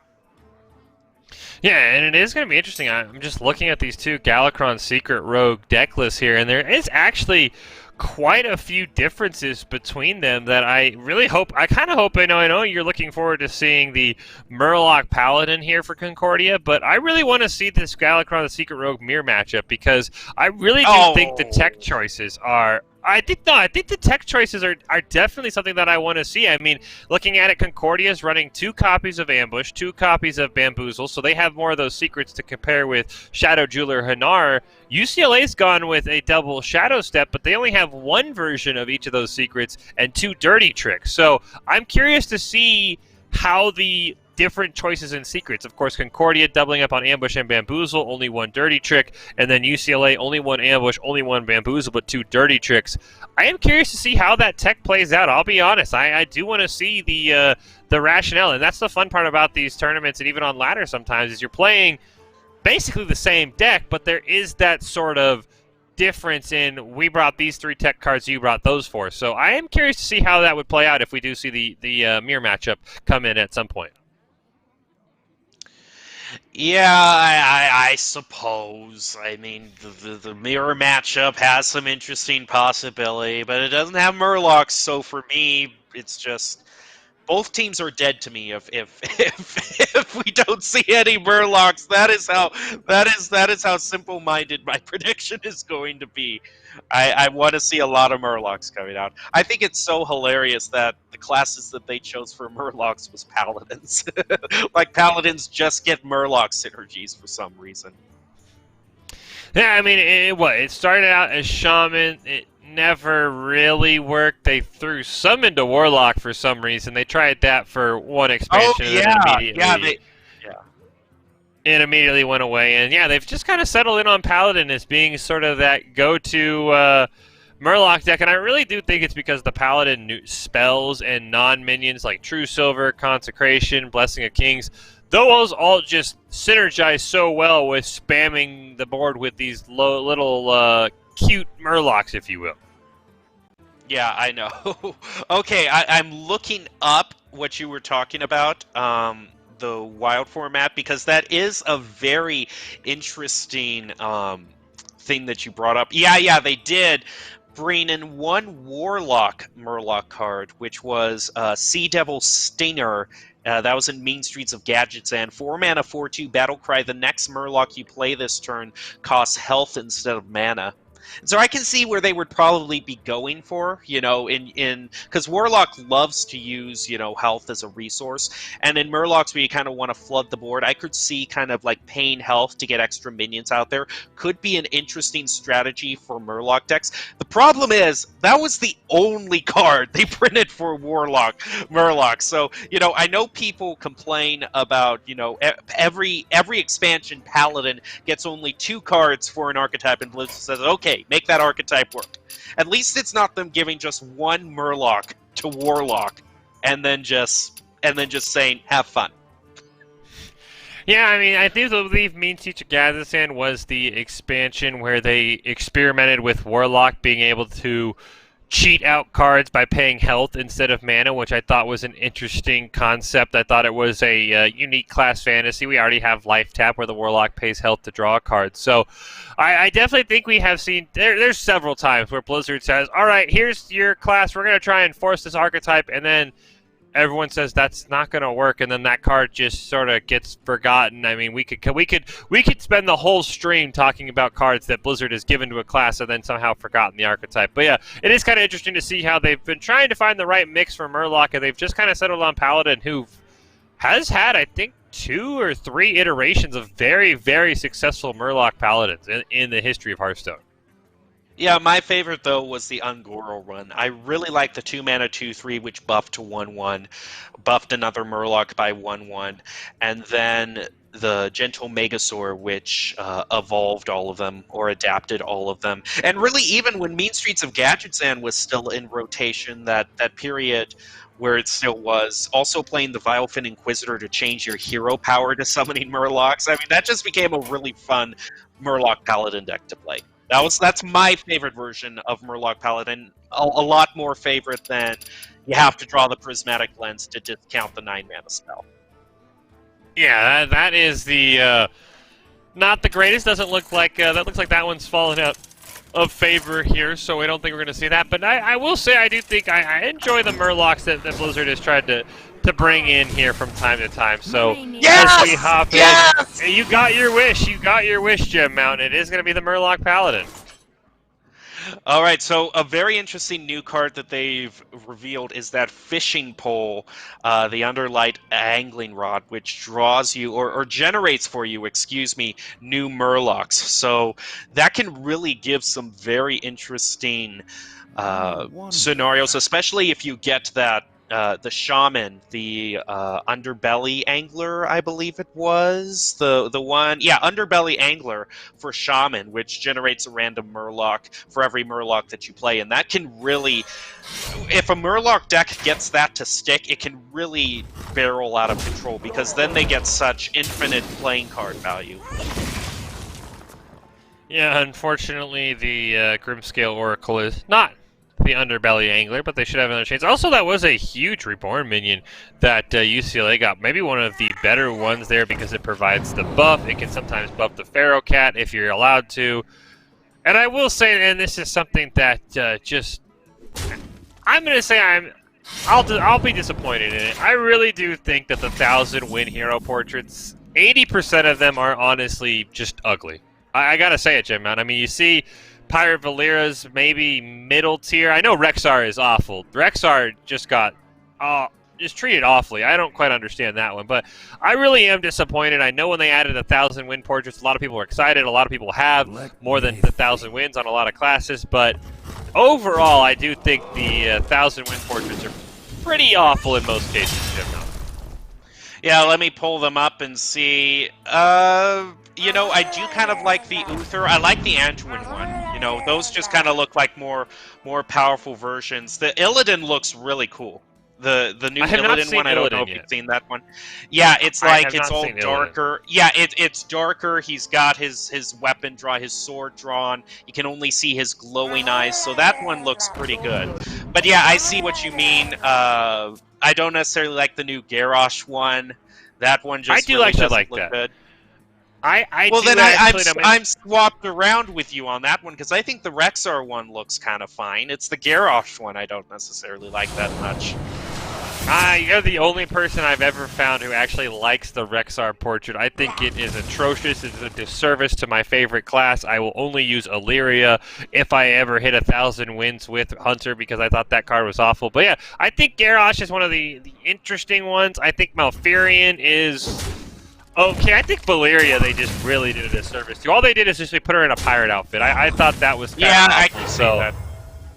It does have the odd rogue flavor. I do actually think that's sort of what the rogue hero power looked like from the odd rogue version. But yeah, it really does feel like a disservice was done to a lot of the classes with the 1,000 win portraits. I would have preferred something, maybe make them glow in a diamond type glow as opposed to have the new hero portraits. I do think at least 50 to 60% of them did miss pretty badly. I will say my heart is kind of being broken here because this isn't what you want a Murloc deck to do. It should be flooding the board. They should be playing the Dragon right now to get them all to Divine Shield, and then you buff them and you throw them down, it's GG, but they are so far behind on board right now. It's really not a good scenario for a Murloc deck. Yeah, that is the one problem there with the Grimscale Oracles, that it looks like they've generated a couple of copies of. They're really only good, and they were good in the OTK Anyfin deck, where you would specifically build your deck to have OTK built in. All you had to do is have all of your Murlocs die, and then you could revive them. So, and that is the problem, though. I mean, that is the one thing we've talked about. It is sometimes when you play these decks that are really solely based around generating powerful cards, if you generate the weaker versions like those two Grimscale Oracles there, you're not going to have a really good time. I will act as your scale. Especially with Shield of Galakron going down. And that Grand Mummy was such a good draw for Concordia here. Yeah, UCLA, excuse me, it's UCLA, yeah. Because it is something that can contest the board and buffs early game, which is so important. Yeah, it's just, I mean, your Murloc decks, they are your standard aggro decks that have a bit more synergy between all the cards, and once you start to fall behind on this, now sometimes Paladin can sort of save. This is why Paladin is so good with Murlocs. They do have stuff like the True Silver Champion, Consecration, sometimes Blessing of Kings. Doesn't look like that one is in the deck, where they are able to sort of use their class cards to clear away some of the big threats. But you look at the hand of Concordia, and you just say, how are they even going to ever deal with that taunt minion? And they really don't have a great way to do it besides trying to put something on the board to stick that you can play the Toxin with. Now, I will say this. If we were talking about hero portraits, you can say that Rogue really got the short end of the stick with their 1,000-win hero portrait. But more in general, Rogue just hasn't been treated well. You've got Valera and Maiev, and that's it. And you don't have anything else. Meanwhile, look at Shaman over here with 5 hero portraits. and the newest one they released for Ashes of Outland, they haven't given Rogue a new hero portrait yet. It's still at only 2. Yeah, and that is something that I am a little sad that they got away from whenever they would start a new season, at least the first 2 seasons. Instead of giving people free packs, which I can't complain about free packs, is they added win 10 games in Standard and you'd get a new hero portrait. Maev was one of them. I'm trying to remember who the other one was that they gave away for Lunara. free. Yeah, you're right. It was Lunara, and then they just sort of got away from it and maybe went to a little bit more of the, here, you can pay for this new skin if you want it, which I understand the business model. You have to find a way to make cash somehow. But yeah, I am disappointed that they did get rid of the, hey, win 10 games in the new format, encourage players to come back, and then you get a new portrait to play. So I am disappointed. I do think you're right. Rogue has sort of been maybe a bit forgotten. But the thing is you look at it, there aren't many good Rogue figures in the Warcraft universe. The biggest one would be Van Cleef, but we haven't always seen cards given a hero portrait when they already are a card. I think Khadgar was the only one, but he was a hero portrait then a card, so it is kind of tricky to find a Rogue in the Warcraft universe who deserves their own hero portrait besides Valyria. But look, was Suranoyo a big Warcraft figure? Was Nemzi a big Warcraft figure? No, they make new characters to help fit, and that's one of the great things. That's one of the great things about Hearthstone. So make a new rogue character. Like have some fun with it. Make a new rogue character, but give it that sort of tongue-in-cheek fun that Hearthstone really kind of applies to the Warcraft universe. Job's done. You might have to come up with a tongue-in-cheek rogue, but I do have a suggestion as someone who, I don't want to speak for you, Gem Mountain, but does play a lot of the other Warcraft games. I think Master Shaw, he's the leader of the SI. Of course, we have the SI agent in the Rogue deck. I think he would be a fantastic Rogue hero power as well. You also get the male version of Rogue. You can sort of, have all of the diversity there. He would be my suggestion. Master Shaw, I know he's had a lot of appearances in World of Warcraft. I think he would be my suggestion. But maybe you've got something more tongue-in-cheek that you want to bring up for us, Gem Mountain, as the hero. Someone with a paper bag over their head that with the 2 eye holes cut out, so it's like some sort of wannabe, maybe like a kid in Gadgetzan or something who wants to roam the back alleys and be a thief, and so he's got like a paper bag over his head or something like that. Just like be absurd but have fun with it as well. Someone in the chat is saying you're forgetting about Lillian Voss for rogues as well. Well, you know what? I would concede that, but she falls into the same category as Edwin. She is a very awful card, by the way, in Hearthstone. So you run into the whole thing of, can you make Lillian Voss a hero portrait and a card? But no, Lillian Voss is a good suggestion. I do appreciate that, Dinkeldine, in the chat, but you just have to remember she is a card as well. And I will say, this whole game, by the way, flipped when they got that Ancient Watcher from their Faceless Lackey. That was absolutely a dead card. There's no way for them to get rid of it, and the Murloc Paladin found a way to stabilize. Yeah, I did talk about Khadgar, but I think he was a hero first, and then they added him as a card. That's the one difference. Lillian Voss and Edwin were cards first, then you'd make them heroes. So there is an exception to every rule, but right now... I mean, there's an exception to every rule, but Khadgar was a hero first, and then they made him a card. I mean, you've got Khadgar, Sylvanas, Elise, Liadrin, Arthas technically with Lich King, so there's been a good amount of overlap there. I guess you could also count Mecha Jiraxis if you would, because that was a card first and then a hero. So I think you could, yeah, there have been a few things where there's been a card first and then they've made it into a hero. So I think they could probably do that with Rogue. I do like the suggestion there in chat for Vanessa Van Cleef. I know she's not prominent in Hearthstone, but she is the daughter of Van Cleef, who's taken over the Dead Mines, if you are familiar with World of Warcraft. I think she would actually be a very good card as well if you wanted to put it in, and I would not have a problem with that at all. But then again, I do have the problem that I had to pay for it, because Blizzard has gone away from, here's your free hero portrait, pay us $10 and we'll give you Vanessa Van Cleef or whatever rogue you want. That's still something I don't like to see at all. Although they're basically robbing you with their prices anyway, so if there's any class that fits that, it would be Rogue. That is true. That is true, and I will say, I'm starting to see the power of this Murloc Paladin deck. They have completely stabilized here. They're going to actually get rid of the Van Cleef, depending on what that secret is. Okay, they'll get rid of the Van Cleef. They're just running out of cards, which has always been a problem with Murloc Paladin. It's a typical aggro deck.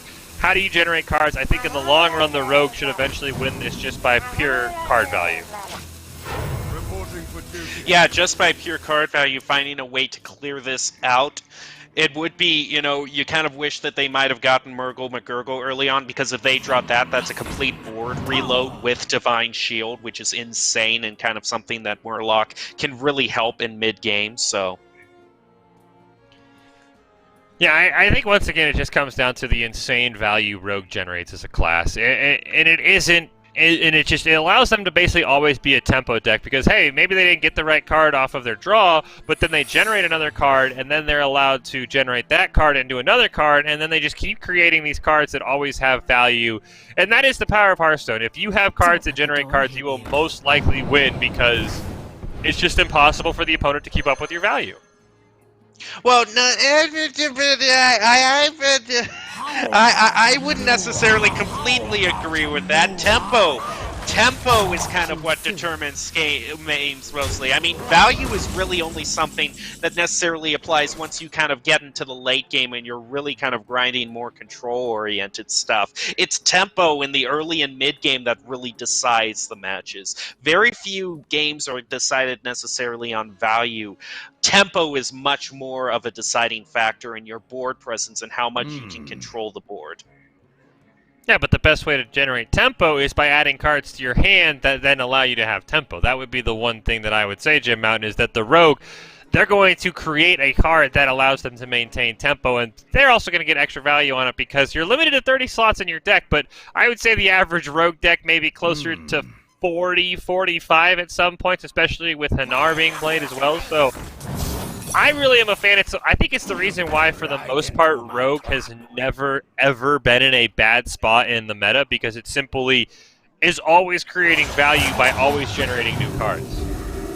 Well, that is a debate that we can always argue about. I would still land more on tempo and overall board presence as being the deciding factor. Now, I do want to go into a little bit of a conversation. Right now I'm looking at all the Rogue cards that are available, Rogue Legendaries, to see if there are any ideas for things that could be made into Rogue Hero Powers. I see Tack Noswhisker, which is definitely a very unfortunate legendary that never worked out in the meta. Yeah, I will say, Rogue Legendaries, for the most part, of course, as we've seen one played there in Sky Shiv, Rogue Legendaries have never really hit. I mean, I always kind of think back to Anubarak just being an absolute disaster for Rogues. Besides Van Cleef, they've never really had that legendary that you sort of fear, but it's also because Van Cleef has been in almost every meta. There isn't a good Rogue deck, or there very rarely is a good Rogue deck, without Van Cleef in it. So it's almost like Blizzard is sort of compensated by printing maybe one of the most overpowered standard legendaries by just continuously giving Rogue maybe ahead of Hunter as the second worst class in terms of legendaries, because some of the Hunter legendaries we've seen printed have been absolute disasters. Well, I have looked at a lot of the legendaries now for Rogue, and I'm noticing there's a lot of kobolds in Rogue. So how about a kobold, not necessarily even King Togwaggle, but make a new kobold hero portrait for Rogue. That could be interesting. Yeah, you could go with the one that's used in the battleground. Of course, you'd already have the picture printed up for it, so you could go with that one if you really wanted to maybe save on design assets. But I do think there are a couple of good ideas for Rogue. I think Rogue is, the only one with 2. I think everyone else, Priest, I think only has 2 as well, and that one was a disaster with, you couldn't get a Night Elf Priest for a very long time, and then they eventually gave it to everyone for free, so Priest is almost in the same boat as Rogue. Unfortunately, you just see Rogue more often because it's a very dominating class with Galakron, Secret Rogue. And this is what I'm talking about, Gem Mountain. You can have all the tempo in the world. You have an empty hand for a Paladin and the full hand for the Rogue, and I don't even know how many of those cards actually started in their deck. Oh, true, but I would also argue that this game has long gone into the control phase, and the tempo is what wins decks like Murloc Paladin in the early game before it gets to this phase. So yes, you can make the argue that you want to draw cards and get the value, but really you're not building Murloc Paladin for value. Okay, you're not. You're building it for the early game tempo to rush down the opposing hero and get their face down to 0. This game has long been decided, I think, for Rogue, even after that stabilization, just because there's no way. I mean, the Henge that's not gonna do anything. It's that he can rush into something. They'll get the silver hand, and hey, I gotta say, that's a very cute Murloc that just hit the board there, but I don't think he's gonna necessarily save Concordia's chances right now. No, I don't think he's going to save it at all. I mean, it looks like they'll just throw out that just to heal a little bit of BM at the end. But yeah, I mean, we just saw the power of Galakrond's Secret Rogue, and I know you talk about how hard it is to pilot, but I don't know if that really reflected that. That was just sort of play Rogue in your standard Rogue format, and you're just going to outvalue and outtrade the opponent. So UCLA going to get that victory there, and we head on to the next match in this UCLA Esports Invitational of Day 1. Yes, the next match, to my knowledge, is going to be Texas Tech versus Carleton, or we hope that's what we're hearing, but schedules can change as tournaments, and so someone could be eliminated. So we will find out very soon, but we'll be right back after this break with the next round of the UCLA Esports Invitational Day 1 Hearthstone.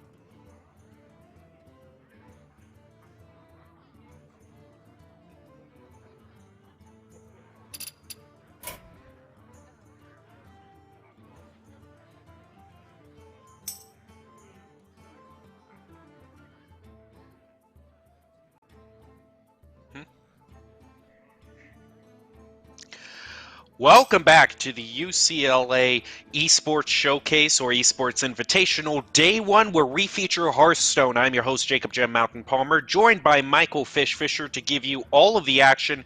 And in the next match, we have... excuse me. The next match, we have Texas Tech versus Carleton University. Carleton University. Fish, we have seen a lot of different matches today, and what are we looking at in terms of lineups for this match? Well, before we get to the bands, it looks like we're going to have Highlander Mage, Face Hunter, the classic Tempo Demon Hunter, and Galakron Secret Rogue for Carleton University. And for Texas Tech, it looks like it's going to be Spell Druid, Galakon Priest, Tempo Highlander or Tempo Demon Hunter, and Egg Warrior are going to be the ones that I'm seeing there. Different than the ones that we have on the screen. We'll make sure we get it all figured out, but I'm very curious to see.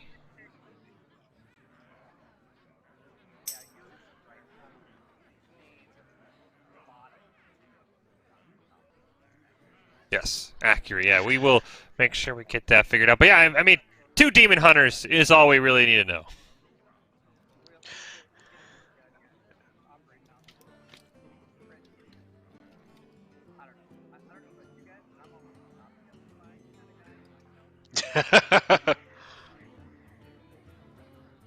It's the world we live in. But basically, what you need to know across any lineup is that Tempo Demon Hunter is probably going to be used. I mean, that's basically, it's the world we live in. It's almost the world we deserve, Fish, at this point, because my goodness, it just gets it's so fun and interactive to watch Demon Hunter just be Demon Hunter for so long.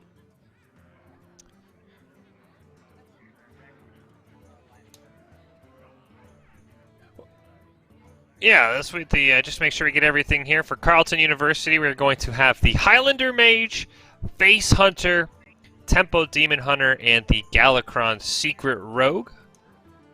This looks like just a couple of changes there. Yeah, the pictures might be wrong, but the names will be right. Face Hunter, Tempo Demon Hunter, and Galakron Secret Rogue would be the lineup for Carleton there.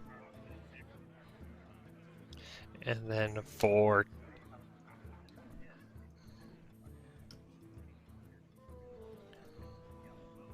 Galakron. Hey, my you know friend what? I'm Ron okay with, here.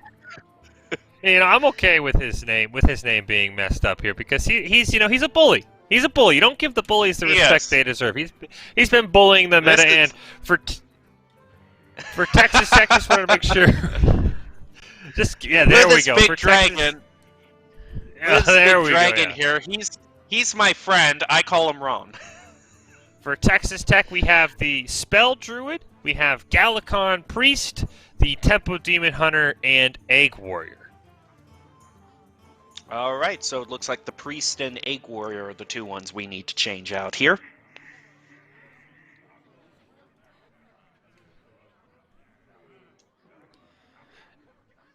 And I'm very curious to see how this Galakron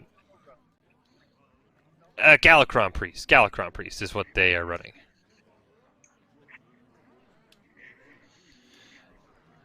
I am curious to see, because there are a couple of different changes in the Demon Hunter lineup. No Priestess of Fury on the Texas Tech side, so I am kind of curious to see how these 2 Demon Hunters will match up. I do think it could be more Tempo Demon Hunter and a bit more of a aggro-y Demon Hunter, as you see there from Texas Tech. So I do think that's going to be my matchup that I'm most looking forward to. But like I've recommended, I would also just ban away the Demon Hunter.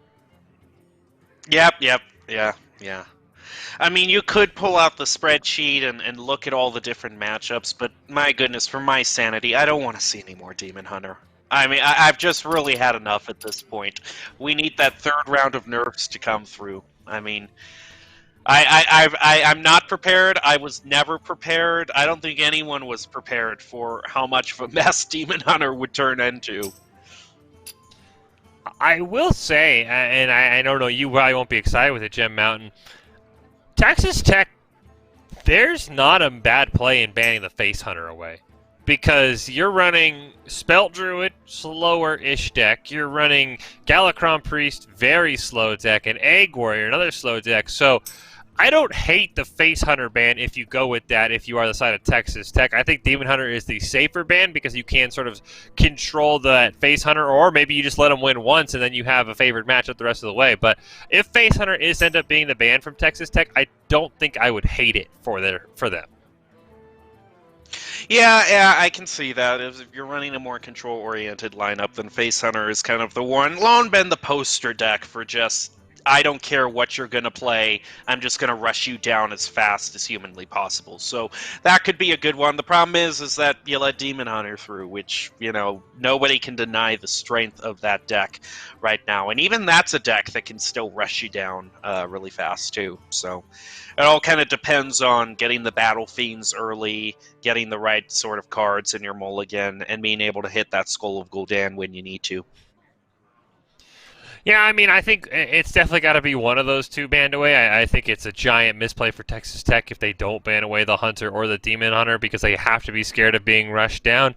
I'm still not a huge fan of the Highlander Mage. I definitely think that and this is really a throwback Highlander Mage with Kael'Kas and the Amazing Reno. This is sort of a blast from the past. So I am very curious to see how that one will handle. Because, I mean, the Texas Tech lineup, I said they're slower, but Egg Warrior and Spell Druid are much, much faster than Highlander Mage. Yeah, that is something to keep in mind. These slow decks just have a lot of good counters. Like you said, if you want to kind of ladder up right now, aggro kind of is the way to go because there are a lot of good control decks that you can just mow down and you can get a lot of games out of the way too. So another look at the lineup here. Highlander Mage, Face Hunter, Galakron Secret Rogue, and Tempo Demon Hunter. And then for Texas Tech, Egg Warrior, Spell Druid, Galakron Priest, and Aggro Demon Hunter. It is interesting that we basically have Spell Druid. It's kind of like Token Druid at this point. Galakron Priest is kind of the one that sticks out of just the general lineup for Texas Tech, and just Priest being generally a slower class. Yeah, and it is going to be interesting. I know the Galakron Priest kind of falls into that rogue type where every turn the Priest, once he becomes Galakron, can generate a Priest minion, which are not the greatest, but it is essentially drawing a second card every turn. I mean, we even saw at points where people weren't even playing Invoke cards in Galakron Priest. They were just playing Galakron to get that extra card to get another minion because Priest has struggled with getting consistent minions on the board and not having to want to waste deck slot or card slots on some of their understated minions. So I do think it's very interesting. There are a couple of Invoke cards in that deck, so it can be used as a pseudo board clear as well. But I'll be very curious to see how that Galakron Priest, as you mentioned, the sort of the sore thumb, if you will, in this deck list here. A tier 3, maybe even tier 4 deck. Just a quick look at the numbers, sitting around 47% win rate. So that's going to be the one that's going to be a challenge for Texas Tech, finding the matchup they want to win. Its best matchup is Egg Warrior, so maybe they thought Egg Warrior would be brought out. So I'll be curious to see where they actually try and find a win with that deck. Look like... Wait a second. Highlander Mage is banned away? Highlander Mage. Hype me out. Help me out okay, here, just a second. I'm crunching the numbers, okay? Let's see. All right, Highlander please do. Mage. Okay, Highlander Mage. Let me see this. Egg Warrior, Spell Druid, and Galakron Priest. Okay, so Highlander Mage against Egg Warrior, 54% matchup. Against Spell Druid and Galakron Priest. Against Spell Druid is 52%, and then against Galakron Priest is... I'm looking at 59. Pulling it up I'm looking right at 59% here on mine. Yeah, I guess. Yeah. Highlander Mage. Yeah. It's a pretty good matchup. So I guess it is a deck that has good matchup against everything. I suppose it's just really weird how much we were thinking about Face Hunter and Tempo Demon Hunter. Yeah, I mean, maybe, we overvalued Face Hunter. Face Hunter only a 41% win rate against Spell Druid, only 48% against Galakron. Priest and only 31% against Egg Warriors. So maybe we overvalued the Face Hunter there, but I do think that even with those low numbers, Face Hunter just has the potential to win the game. It's a very polarizing matchup. It really comes down to if Face Hunter doesn't win by turn 8 or 9, they probably lose. But in those first 8 turns, all they need is for one of them to go right for them to win. So I understand the Highlander Mage ban, but I still would have been more comfortable banning away the Tempo Demon Hunter. Alrighty, well, I do hear via sound effects in my ears that this match is starting. They're going to be going the Tempo Demon Hunter versus the Egg Warrior. And if we look at the matchups right now versus Egg Warrior's favored in this. Yeah, I think we talked about Egg Warrior being the deck maybe created as that counter to Demon Hunter, and I do think we've seen it come out a couple of times, and I do think that's why it's prominent in the meta. I will say, once again, this is an Egg Warrior deck that isn't running Frothing Berserker, so I already am a little bit weary of it. It is weak to both of their Serpents going down. Actually, they're not even running Terran Gorefiend either, which is maybe one of the cards we thought was really good. So I'll be curious to see how this deck goes, because this is a very interesting deck lineup from Texas Tech. We do see someone in chat excited to see that Galakron Priest coming out, a type of priest that isn't res. I do have to agree with you very, very much. That's why Highlander Priest is one of my favorite decks. We were talking earlier today about it. Just in the fact that it's a priest deck that plays on curve, which is actually really fun to play. It reminds me of Spiteful Priest, how you would play a lot of minions and be more of a force earlier in the game. So I'm glad that we have something that isn't res priest again. Now, this isn't the worst mulligan necessarily for the Tempo Demon Hunter, because they've got a lot of their early game threats, and the Twin Slice is so versatile. Yeah, the Twin Slice is incredibly versatile, and I will have to say, I do have to correct myself. I just did a quick browse of the deck list, and I said, okay, this is Egg Warrior. There is not an egg in the deck. If you look at the deck list, it's the shell of Egg Warrior, but they got rid of the eggs in Terran Gorefiend and put in a Kargath Bladefist. So I don't even know what deck you would call it. There's nothing anywhere that I can find. I think you hit the nail on the head, though. It's the shell of Egg Warrior. It's an egg shell warrior. Yeah. There's just no yolk in it. You know what I mean? So. Yeah, it is sort of we've seen this warrior a couple of times where you try and play cards like Tolvir, and then you buff them with Rampage, you duplicate them with your Scale Wing, and you still sort of rush them down. So we talked about it. I thought Egg Warrior was in a very interesting place. This to me feels like the adaptation of Egg Warrior. Yeah, it's sort of an adaptation. It's just so weird. Do you call it more of I mean, has there been a term? What necessarily is the term for warrior decks that have really relied on injuring some of your minions? I mean, I think the closest you could really say would be just Tempo Warrior. I mean that's just sort of the generic name you could give it, would be Tempo Warrior. You're just trying to tempo out your opponent. I guess Buff Warrior might be another one, but yeah, I mean, you see in chat the yolks where the nutrients at. I'm very curious to see what this warrior has planned, because they have the Kargath Bladefist in there, who when he gets to his prime form, he summons out, you each reveal a minion, sort of the old Joust mechanic, and if yours is higher, you summon it. But he only has 2 cards in the deck that cost more than 7, so I'm really curious to see what exactly his plan is here. This might have been the side of Texas Tech maybe outsmarting themselves. Maybe just thinking a little bit too much. I gotta say, this isn't... I don't think we can call this Egg Warrior. It's not even an Egg White Warrior, you know? It's not even like, going diet. It's just there's nothing here in terms of eggs. And when the whole thing is built around, it just seems a little disrespectful to me when the whole archetype is built around the concept of eggs to just completely ignore that. So, it's like taking a deck that started out as a Murloc deck it's like a deck that started off as a Murloc deck and then taking away every single Murloc. Well, I mean, it's still the shell of Egg Warrior, and we did have someone in chat point out that only 50% of the Egg Bomb Warriors in Grandmaster ran any of the Serpent Eggs, so maybe this is the new adaptation of Egg Warrior, getting rid of that whole Tearing Morphing combo that they were relying on and building it into something a little bit better, but I'm curious to see where exactly the win condition is, because, you know, we've been taught Egg Warrior, okay, we're going to kill the big serpents. I'm very curious to see how this warrior plans on winning this.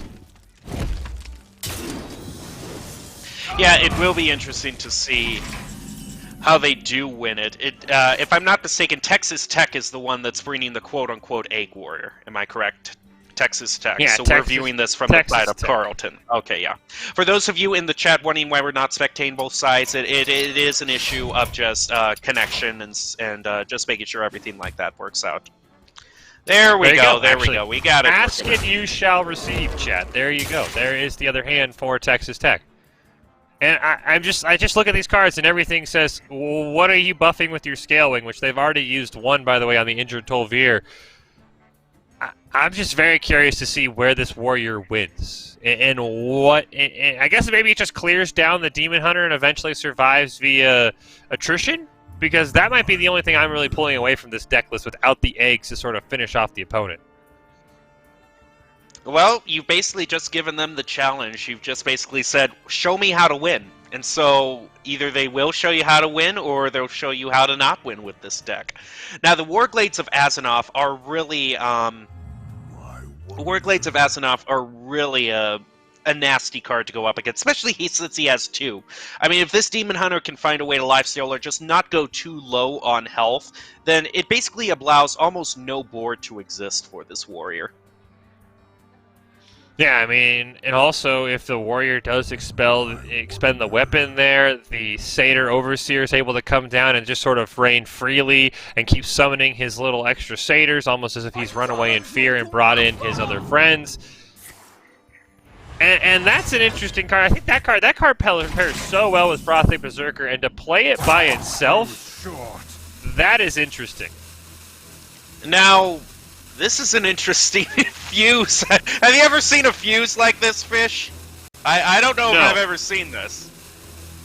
I've never seen this. Is like... And the Demon Hunter played a card last turn, so I'm not quite sure why he's already being roped out here. Yeah, this probably just some issues with the servers, I suppose. Or it could be a new mechanic that we didn't know existed up until this point. What kind of mechanic is this, Fish? It's Illidan making sure he is prepared, Gem Mountain. He wants to make sure that he is truly prepared for whatever is coming. Because he's ignoring the rope.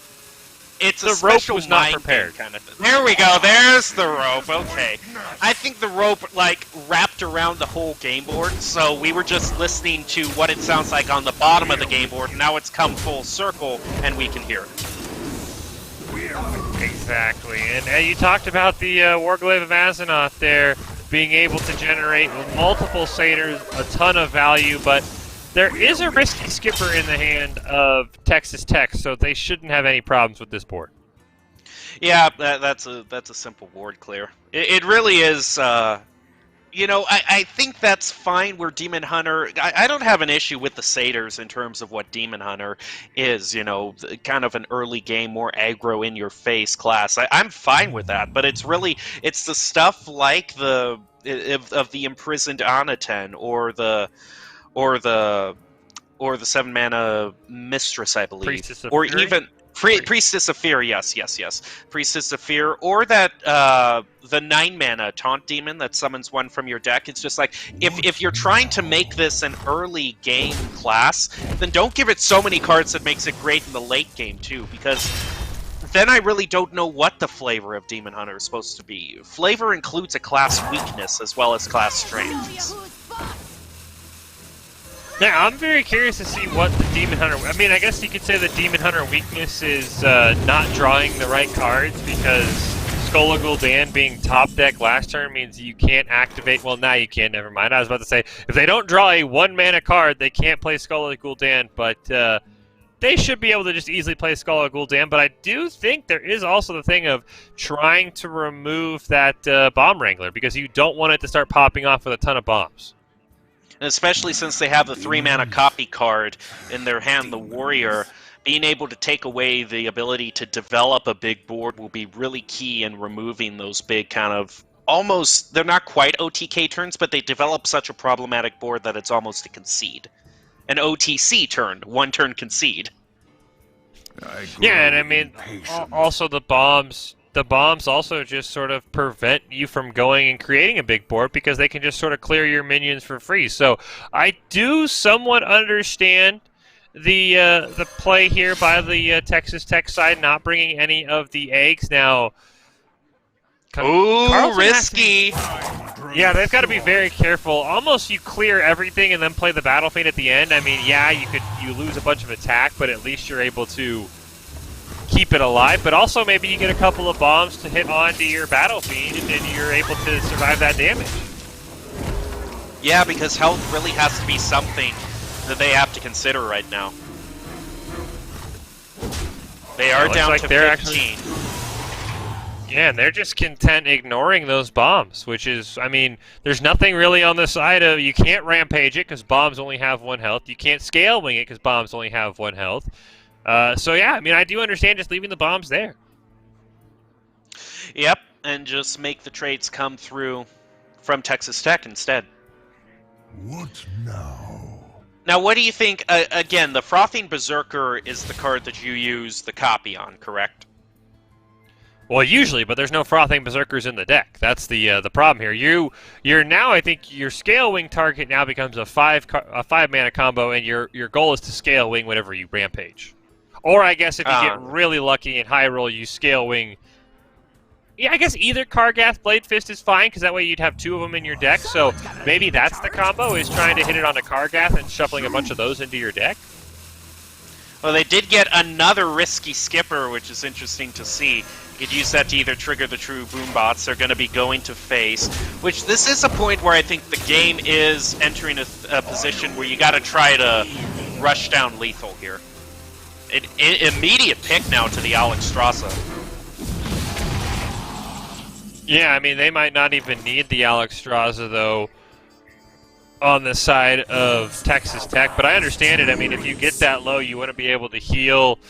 Yeah, but the lack of lifesteal in this deck, that is the one thing, I guess that would be the one Demon Hunter weakness, is they're kind of like Rogue in effect, where they have to use their face for a lot of their power with attacking, and if you continuously trade into minions with your weapons, you eventually will do a majority of the damage to yourself, which we've seen in this game, so they're going to activate the Skull of Gul'dan. They're able to pick at least one of their top cards. That's not great. That's not great. None of those are great. I think that no. Texas Tech's going to find a way to steal one here. Who needs eggs at this point? You can play 2 1-mana minions for 0 mana. It's such a benefit. The possibilities are endless. Hey, if you were a rogue, you'd love it for the Van Cleave combo, but well, for the Van Cleave, yeah. I unfortunately think that Demon Hunter's about to run into a lot of problems that he doesn't know what's coming, but...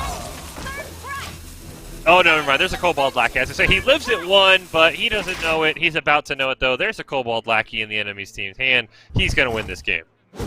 Yep. Chat right now is saying 0 mana minions are nuts, though. That's true, you know, the 0 mana 2/2. I gotta say, you're ignoring the 0 mana 1/1, the Wisp. I mean, the Wisp meta has been around since the very start of the game. One of the most feared and respected metas in Hearthstone completely. Not feared enough, though, because I think both of these teams were just too scared about it to even play it. You know what I mean? It's like, you're setting yourself up to a thing where if you lose with that powerful a deck, then you're just shamed for the entire existence of your Hearthstone career. Yeah, you are watching the UCLA Esports Invitational. Carleton versus Texas Tech. Texas Tech winning there with their Shell Warrior, I guess is what we'll call it, because it was the Egg Warrior Shell, but no egg. And we are having someone point out in chat, Wisp work with Alterus, the Demon Hunter legendary that does 1 damage to everything every time you play a card. So maybe there's some Wisp meta there, but yeah, true. Yeah, that That's a Vegan Warrior. I do like that one as well from Bullstar there in chat. Vegan Warrior. He took out all the eggs. He left the rest of it. So I do like that one getting the win there. But Texas Tech, you know what? I didn't believe in it, but hey, they proved me wrong, at least for now. Maybe that deck exclusively targeting the Demon Hunter. All right, sorry, I got to credit the other person here. Let me make sure I get it right, Jim Allen. Seyo Bene.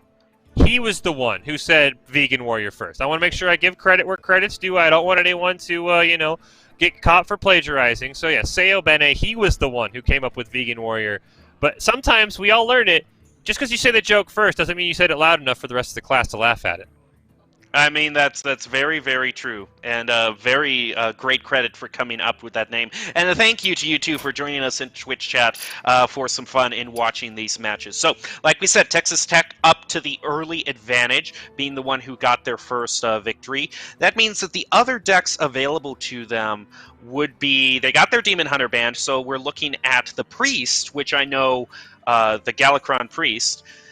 Yes, the indicator showing that they won with it, the Egg Warrior. So now we've got the Galakron Priest and Spell Druid left. And I know that we saw some excitement in the Twitch chat for seeing the Galakron Priest, kind of a Priest deck that doesn't really rely on Resurrects first and foremost. So I'd be interested to see that as well.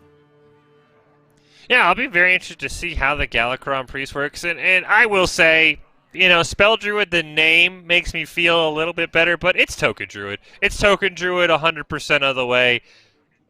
And I hate Token It's kind Druid. of like I just don't like playing it against it.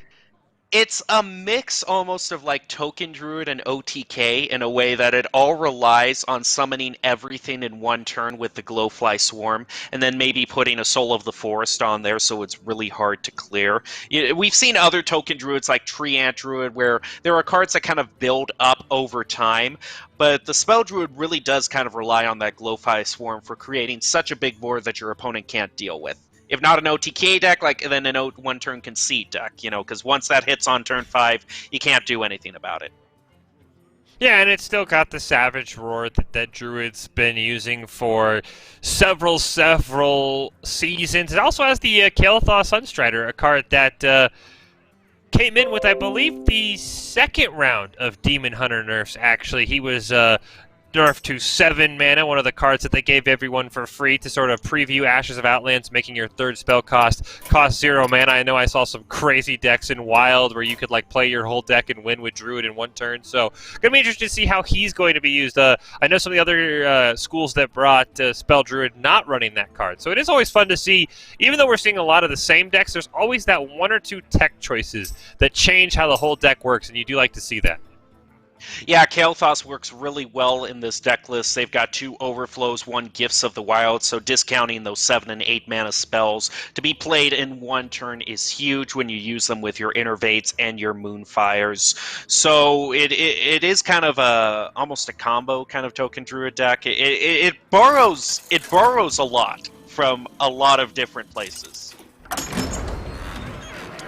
Let's see here now what looks like we're going to actually have. Looks like Carlton deciding to stick with this Illidan, and it looks like now we're going to see this Spell Token Druid coming out from the side of Texas Tech, and I would be shocked if Demon Hunter loses 2 games in a row. Now that's huge, them getting that Glowfly Swarm. Being able to place that down on turn 5 is so key.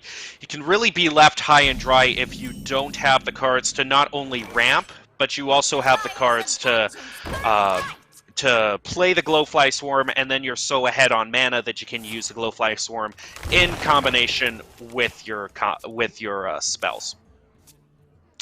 And unfortunately, they're going to toss 2. Ooh! How is it even possible? Yeah, that's probably the worst turn 2 that they could get. Yeah, Rip Druid's come out in the chat already. And I will say, Glowfly Swarm, so we just made the Wisp card cost 1 more mana and summon 2 2s instead of 1 1. This is still Token Druid. I refuse to call it Spell Druid. It's Token Druid. It's just we changed one of the cards. That turn right there is like you want 3 cards, but you discard all of them. It's like Willy Wonka, you know what I mean? You get nothing! Good day, sir! Wow. I'm sorry, I know you were the fact thinking. You could throw out a Willy Wonka quote. That movie is at least 2 decades old, I think, at this point. Props to you, Jim Mountain, for having that down. I mean, hey, that's one of the great benefits of being able to cast like this, is finding how many obscure references can I fit into any sort of broadcast. I think the answer would be it's infinite. The longer the broadcast goes, the more of these references you could throw in. That's probably a perfect, nice one there. I think, Twin Slice versus Warglaves. I'm curious which one he picked there. I would have gone with Warglaves, but Twin Slice is just a very strong card as well, especially because you want to try and end the game against Token Druid before he gets his tokens going absolutely bananas. Yeah, now he could play the Innervate and just put all the tokens right now. Warglaves have not or anything, but nope, he's just going to wait for the time when he can get all those spells going off. Because he does have the Kael'thas, so that's the opportunity to really string together some crazy combos. It's all in the execution, though. Yeah, and I really hope the Demon Hunter, he didn't pick the Warglaves of Anoth. He actually picked the Battle Fiend. That shocks me. It looks like he wants to go for the full rundown strategy because he probably is assuming there's a Glowfin in hand and about to come down. That shocks me that he went for the Battle Fiend there instead of the Warglaive of Azeroth, just sort of be able to clear all those Glowfins that are about to come out. That is really incredible, but it's working. I think it's a matter of what mindset do you want to have. Do you want to try to play proactively or reactively? And too many people think reactively. You know, I want to be able to react when he plays the Glowfly Swarm, but I'm just going to take the initiative and make him try to play reactively, get him down to a health that I can deal with. Yeah, maybe even get him down to a health where you can... Well, like, if they play it, they can't use it this turn, unfortunately. Trying to see here. They're actually really... I think they're one off lethal by my count. And I get yeah, that. He might have to play I put him to Overflow. 1. He might have to play Overflow next turn just to be forced. You know what I mean? Yeah, I mean, now your only concern would be if he would hit Power of Wild into Savage Roar, you might have to worry about that killing you, but I think he's just going to go completely face, or at least maybe clear 1 or 2 minions, but yeah, I think he just wants to set up a lethal with Metamorphosis next turn, tries to prevent anything from Savage Roar being lethal, and just is going to put him at 3.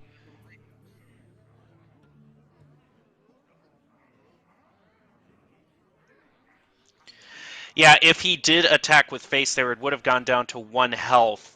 This is a problem because I don't think Spell Druid can find any OTK here. The 1-turn kill. He has to play Overflow, just in terms of being reactive, getting himself to 8. But with the Metamorphosis, that's still game over, and with the board itself. Yeah, I think it still is game over, not knowing, of course, that he has Metamorphosis in hand. I am curious why, as someone in chat said, I thought it was the play 2, putting them at 1 would have been better than just killing off 1 Glowfin. I wonder if Power of the Wild plus Savage Roar would have been lethal. Maybe they were just trying to prevent that. But, yeah, I don't think the Druid stands much of a chance here. I mean, the Demon Hunter just drew exactly what he needed. He has both Battle Fiends on board at some point.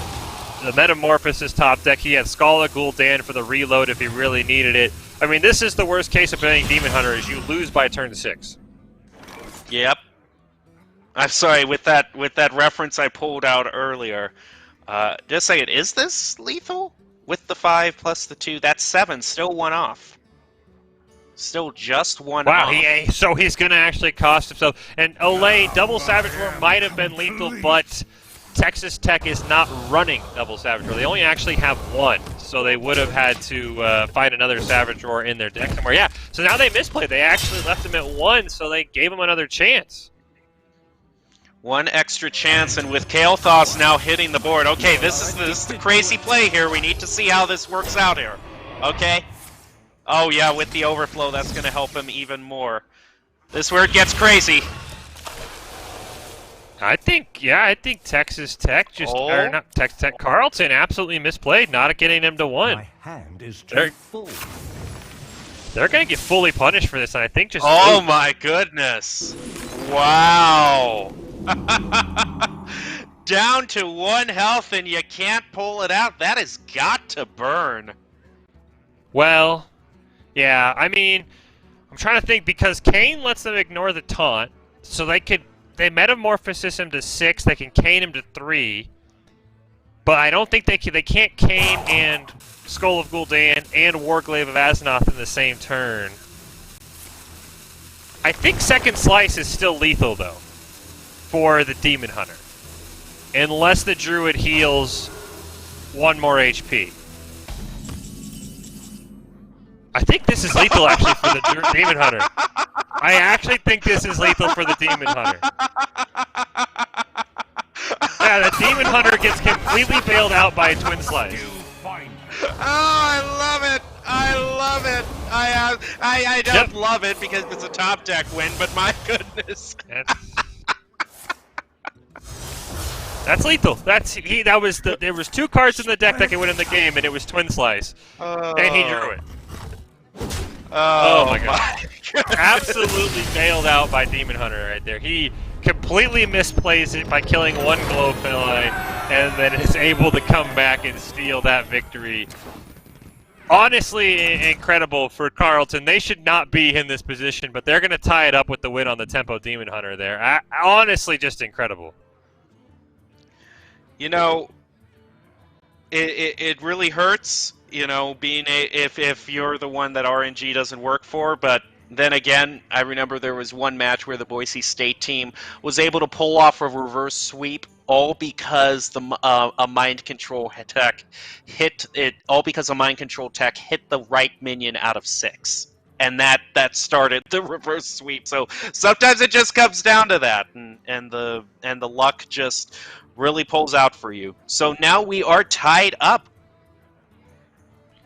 Yeah, I mean, that's where you play the outro, that's Hearthstone, and you just, you let the music fly. But, yeah, it was actually a very even matchup. I was kind of blown away. I think it was actually it was 50.4% favor for the Demon Hunter, so a very close match. You can see why Spell Druid's that close is because if they can get that Kael'thas turn rolling, they absolutely have a chance to win. But the Demon Hunter gets bailed out by maybe some cards that are printed a bit too strong for my taste.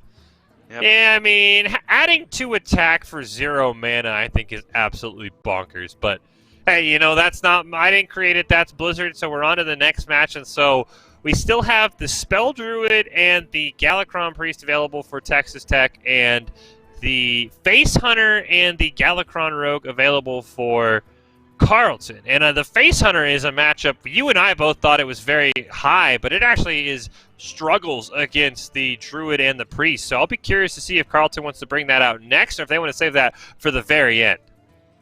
Well, you are watching this match of Carleton versus Texas Tech in this UCLA Esports Invitational Day 1. And for Day 1, it is Hearthstone all day long. So I'm your host, Jacob Jim Mountain Palmer, joined by Michael Fish Fisher. We're both from Boise State Esports, helping UCLA bring all of this action to you. And now we've got ourselves a good match here. It's 1-1, which means we're at least going to see a Game 4.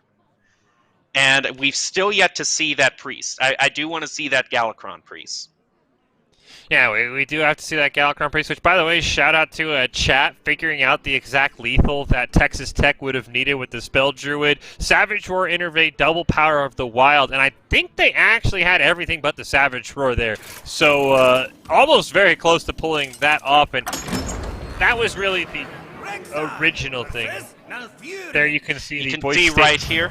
Yeah.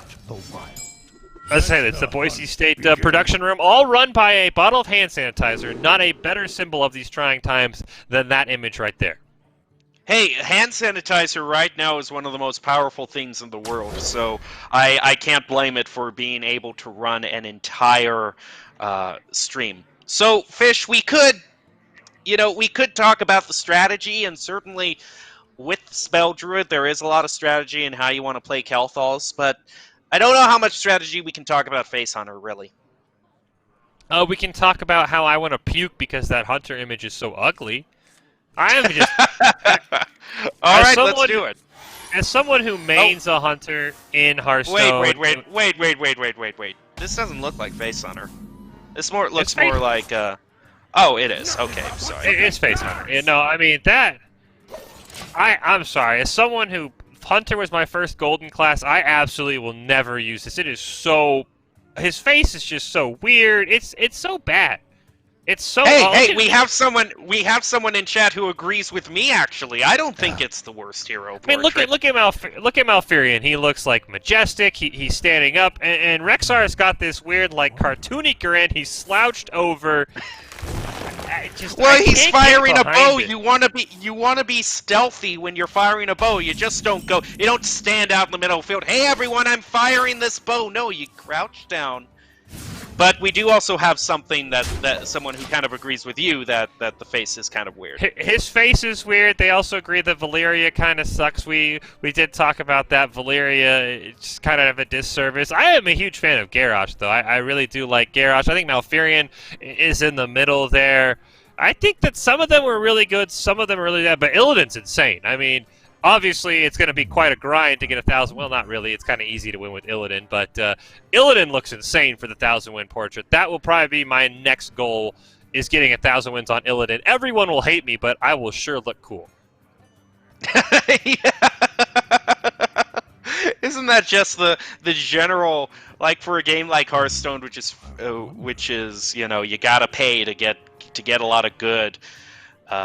Isn't that just you gotta pay to get a lot of good stuff? Isn't that just the life of whales in general? Everyone will hate me, but man, I'll look good in the game. Exactly. I would have liked to see Rexar, and I would have liked to see the Rexar hero portrait focus on his 3 animal companions. Elite Misha. Misha in the lore is his go-to. Yeah. I would have loved to have seen him and Misha like in some sort of like fierce battle image or something. I think that would have been way cooler than what it is. This one looks like a weird... This looks like, Mom, I want Rexar or Death Knight Rexar. We have Death Knight Rexar at home, and this is what he was. That's what I feel like when I... Okay, so you're gonna talk to me about bringing out references, but that was a pretty good one right there. I applaud you. You know, I try my best, just like the Face Hunter tries his best to drag those portraits to the face. And I will say, are you sure this is Face Hunter? This looks more like Dragon Hunter to me. Maybe it is Dragon Hunter. But is Dragon Hunter's basically just Face Hunter with extra dragons thrown in? Yeah, now the chat's saying they looked at the list. It does look more like Dragon Hunter, which is still a really fast deck. It's still Face Hunter. I mean, it's just Face Hunter with dragons thrown in. Well, aren't all decks really face decks when you get down to it because you can't attack anywhere else to win? Yeah, that is true. You know, I guess this is Dragon Hunter. I was mistaken, but it's still Hunter in the sense that it's going face. It's still Face Hunter. You can tell me I'm wrong, but I will disagree with you. That's a good point in chat, actually. It would have been nice if they had changed some of the emotes for the 100-win portraits to, like, reflect their new appearances. That would have been something. Sorry emote. Bring back the sorry emote. See, and I always did like the sorry emote in the sense that, you know, let's say I've got to go answer the door and get my pizza.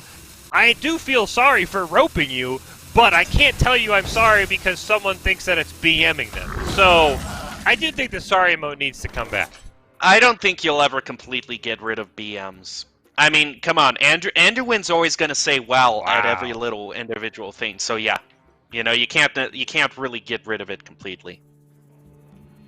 Chat is telling me that I am wrong. That is, Face Hunter is more mid-rangey. You know what? Maybe I'll accept it, but I think they should have played Face Hunter. This is the one thing you'll find out about Fish, Chat, is that you can kind of sway his opinions somewhat, but at the end of the day, at the core of it, he will fight to the death to be on that hill.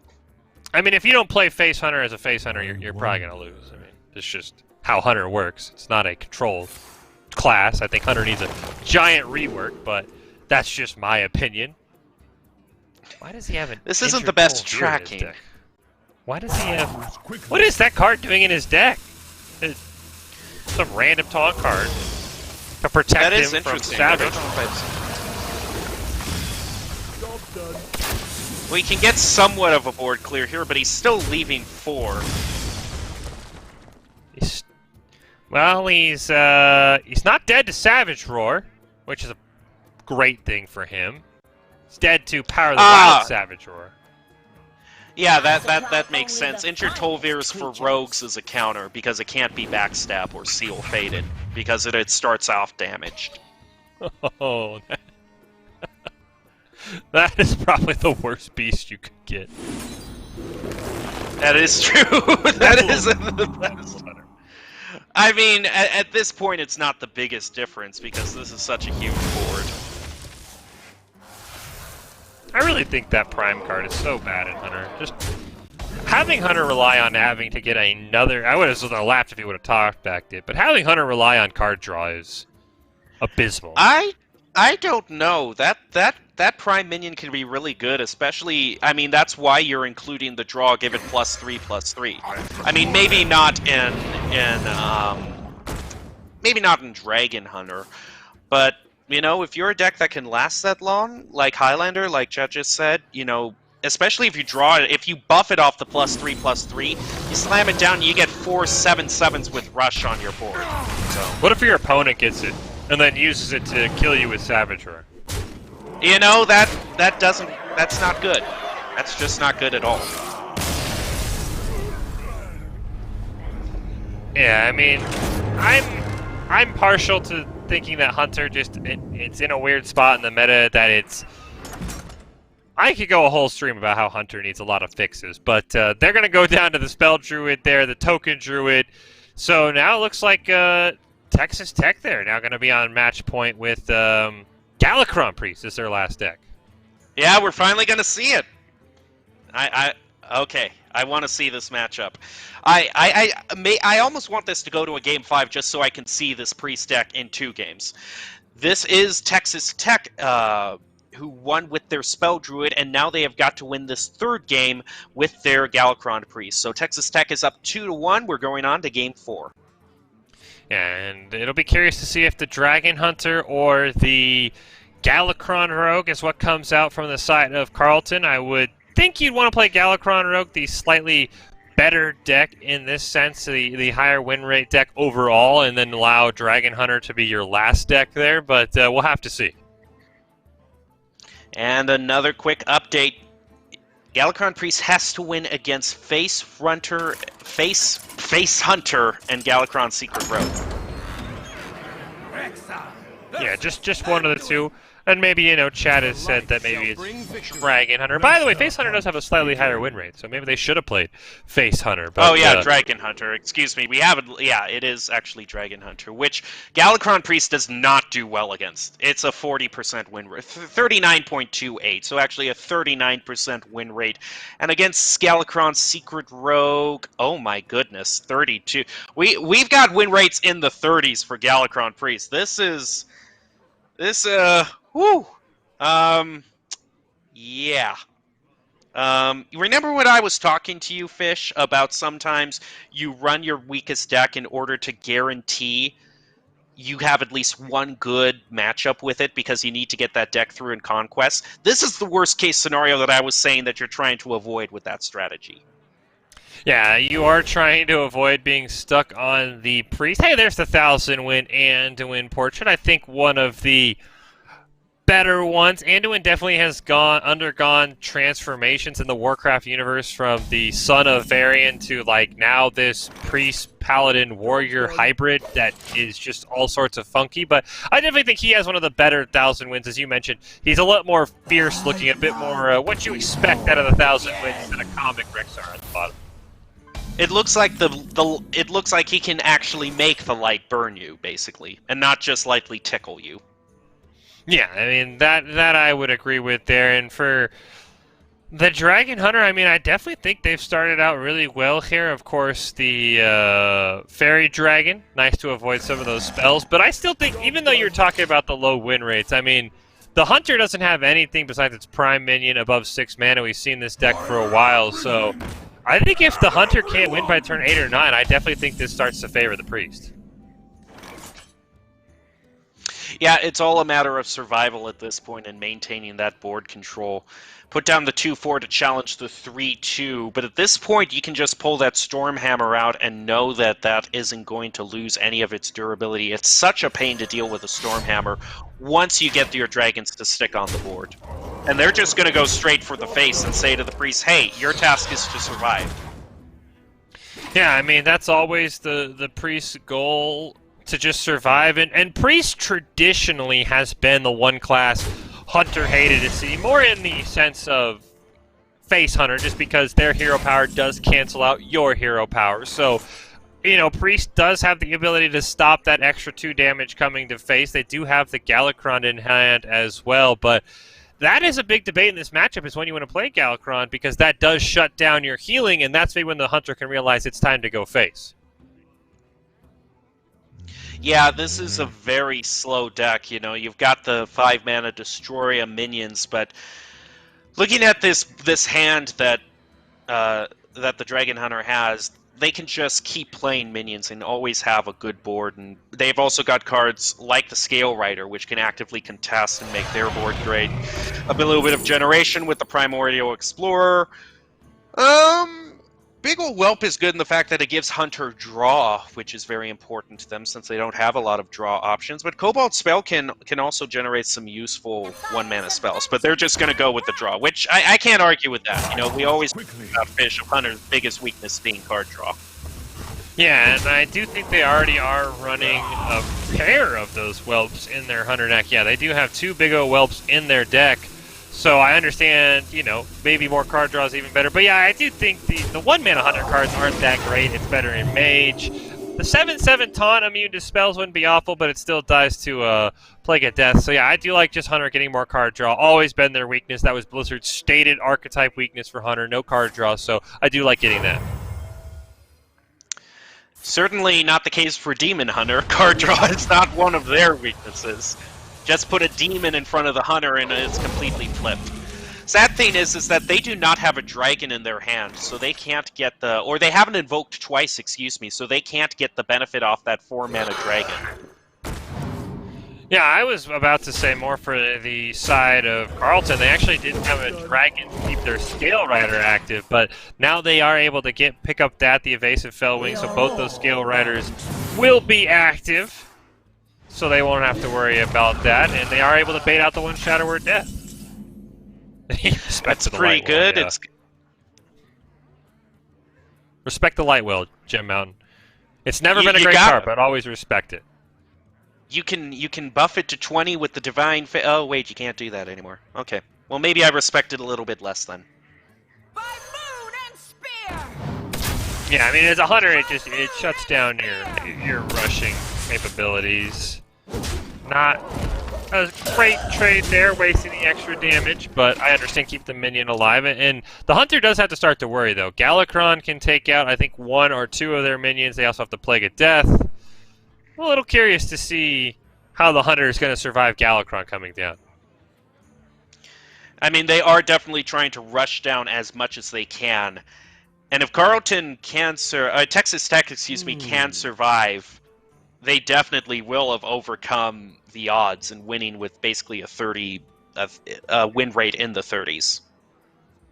Yeah, and I do think that this matchup starts to tilt towards the priest the longer and longer the game goes, because Hunter just, like we've talked about, they don't have the card draw. The Hunter is in top deck mode. He does have 2 big old whelps left in his deck to draw, but besides that, this Hunter basically has 3 cards left to play whenever he top decks each turn. If his board gets cleared, he's going to be in a world of hurt. So I think the Hunter definitely has to play this like he is racing against time. Turn 8, 9, 10, and on, that's when the priest starts to favor themselves. They have all of this minion generation with Galakron. They have the removal with Galakron. That's when things are going to start to go south for Carlton. Yeah, with the Galakron now being juiced up and able to clear almost the entire board, once that turn hits, it's really bad for Carlton, and Texas Tech has finally turned the corner where they can dominate.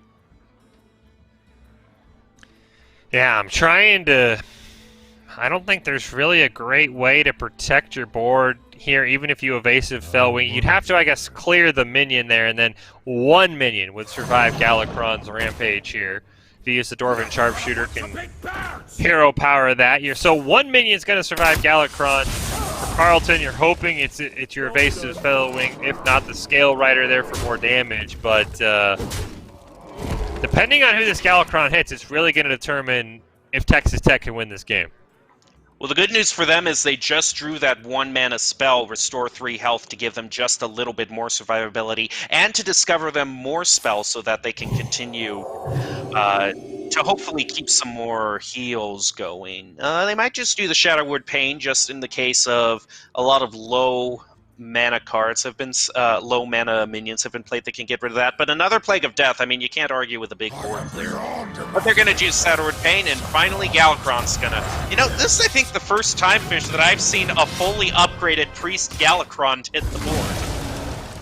Yeah, very rarely do we see it, and they are able to fully clear there with the weapon.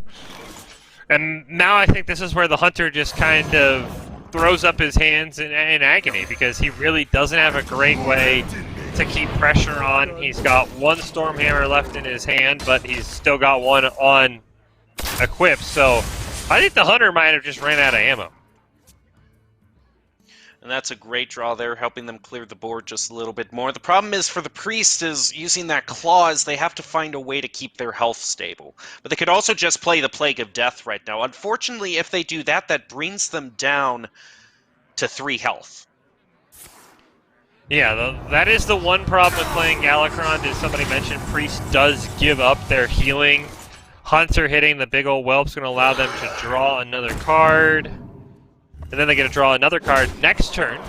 So yeah, this is the one problem with playing Galakrond, is you do give up your healing. So the Priest's still not in the greatest of spots because of that hero power from the Hunter. Yeah, the hero power really turns out to be invaluable at this point. They would have to, like Chad is saying, hit the hero power and hope they get the Sandhoof Waterbearer to heal them back up. But even then, you still got to deal with that big old whelp. What if?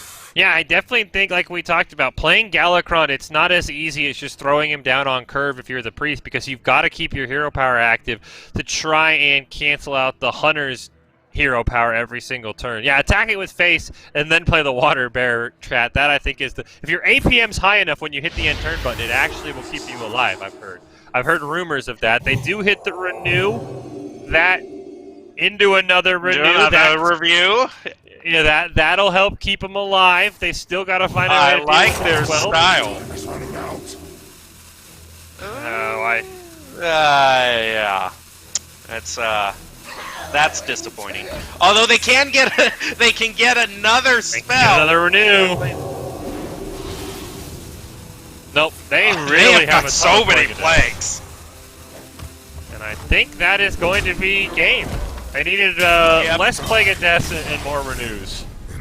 Yeah, just do the ultimate renew chain. So now Carlton, that win rate is really starting to catch up to Texas Tech. In this tiebreaker, Carlton is very favored. I mean, against Galakrond's Secret Rogue, I'm just looking at the win rate again. Against Galakrond's Secret Rogue, Galakrond Priest has only a 32.48% win rate. Ouch. Yeah, I am very curious what deck Texas Tech was targeting with the Galakrond Priest. It doesn't have a good win rate against Tempo Druid. It has an okay win rate against some other Hunter decks like Face Hunter. Not very good against Highlander Mage. Egg Warrior, Resurrect Priest. Yeah, those are the ones it's good against. We haven't seen, and I'll have to double check some of the deck lists here, we haven't seen many Res Priests being brought to this. It looks like one team maybe brought Res Priest from what I can see just scrolling through the deck list here. Of course, some of them don't name it what it is, so it does get a bit tricky. But yeah, I think we're only seeing one Res Priest. So I think they are 100% targeting the Egg Warrior, which is a deck that I still think needs a lot of refining before you see it in the mainstay meta. So interesting there that Texas Tech wanted to counter the Egg Warrior so hard. I mean, Galakrond Priest also targets Demon Hunter as well. The stats tell me it's a 40% win rate against Tempo Demon Hunter. Maybe there's something I'm missing, but just going off the stats, now it targets OTK, Big Demon, and Token Demon Hunter, but I know the stats aren't every Demon Hunter that isn't being played right now. Yeah, every Demon Hunter that isn't being played, it beats. But yeah, against Token Demon Hunter in 1,700 games, it has or 17,000 games, excuse me, it has a 40% win rate. So maybe I'm missing something. Maybe the stats are wrong. Maybe it's being influenced by a lot of bronze players on that Galakron Priest. But doesn't look like something I would personally bring to target Demon Hunter. I would just ban Demon Hunter. That's how you target Demon Hunter. That is actually something that just occurred to me. You now can say bronze players in Hearthstone. You can now finally say, you know, bronze rank, and with all the connotations that has. Yeah, you can now, you know, they're no longer angry chicken players, they're bronze players. Well, that breath certainly did help clear. The problem is this what makes the Micro Mummy and the Grand Mummy so hard. It's such a pain to deal with in the early game. Looks like chat was saying Res Priest targets Demon Hunter, which is true. 51%, yep. Not too bad. 51%. But unfortunately, that's not what Texas Tech is bringing. Texas Tech brought Galakron. I think this is truly to target Egg Warrior. I think this is a Egg Warrior target. We know Texas Tech brought their own Egg Warrior version to this, so I think their Red Raiders maybe thought that more schools were going to bring that Egg Warrior that I think still is in the early stages of deck refinement. But if there was an Egg Warrior being brought by Texas Tech, then why wouldn't Texas brought by Carlton, excuse me, then why wouldn't Texas Tech queue Galakron Priest first? Because they would have gone up against the Egg Warrior. I mean, you gotta guarantee, with win rates like 32 and 39%, you gotta guarantee that the Galakron Priest gets through with that matchup on the Egg Warrior. Carlton didn't bring Egg Warrior. Texas Tech brought Egg Warrior. So I think Texas Tech overvalued Egg Warrior. I think Egg Warrior, they thought, we're going to bring Egg Warrior because it's really strong, so we'll bring our deck that's going to target Egg Warrior. So I think they might have outsmarted themselves trying to target down Egg Warrior itself. No worries there at all. So we see the secret going off for the Rogue and getting a couple of extra cards, which is very nice. Rogue sometimes, it is weird. Rogue's in a spot where sometimes they need card draw, sometimes they don't. Unfortunately, they just play the secret, now they can't generate more. But yeah, no, I think Texas Tech maybe overvalued how popular Egg Warrior was going to be in this tournament. Yeah, it's not the most popular deck in the meta right now. It's kind of more of an up-and-coming deck, so they really, I guess, were trying to play some sort of mind games and really predicting that it's going to be this insane. Now, I gotta hand it, they're on to turn 6 right now, and they're still at full health. Yeah, but we haven't seen the crazy Christmas tree turn come out yet from the Rogue, and that's really when I think everything's going to swing in the Rogue's favor there. We do have chat. We do have chat discussing couple things. One person saying that they should revert the Power Word Shield nerf on Priest. I know Priest got a big change, and then also something saying is that there is a chance to reevaluate though, because there are some resubmissions for deck lists. So we'll have to see how that plays out. But yeah, I think the Priest changes are very interesting. I honestly, I said this earlier in the stream, I think instead of adding Demon Hunter, Blizzard should have just dedicated this entire expansion to reworking all of the classes and making them fit in the current Hearthstone. But you know, that might be for another time. I mean, hey, why rework and try to make everything balanced when you can just introduce a completely broken class instead? You know, that is true as the secret chain comes out here. I think Netherwind Portal has to be the play. You know the Priest is going to have a ton of spells. Now, yeah, because Netherwind Portal actually is great against Plague of Death because it's after your opponent casts a spell.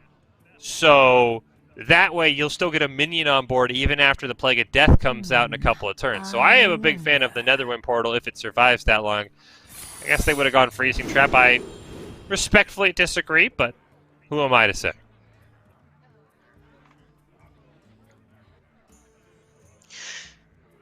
You're going to do the counter spell. Now, that is targeting the spells that Priest has in it. That is true. There's nothing worse to be counterspelled than a Plague of Death. Okay, that just feels horrible. Yeah, that's a game changer if the Plague of Death does get countered there.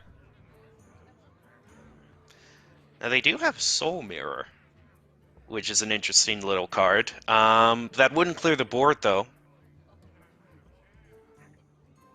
Does get out before the counterspell comes down though.